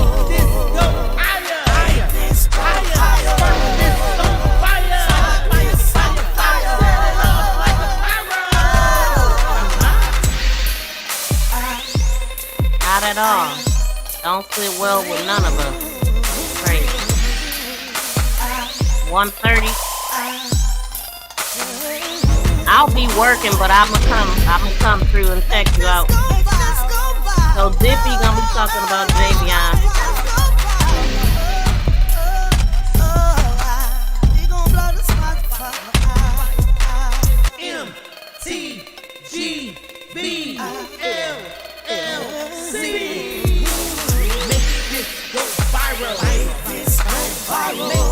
Yeah, we want to arrest. We want everybody to come down.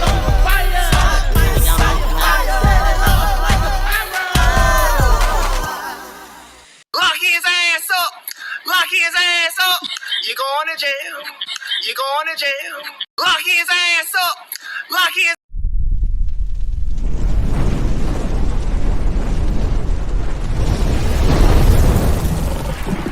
Peace and love, y'all. We out.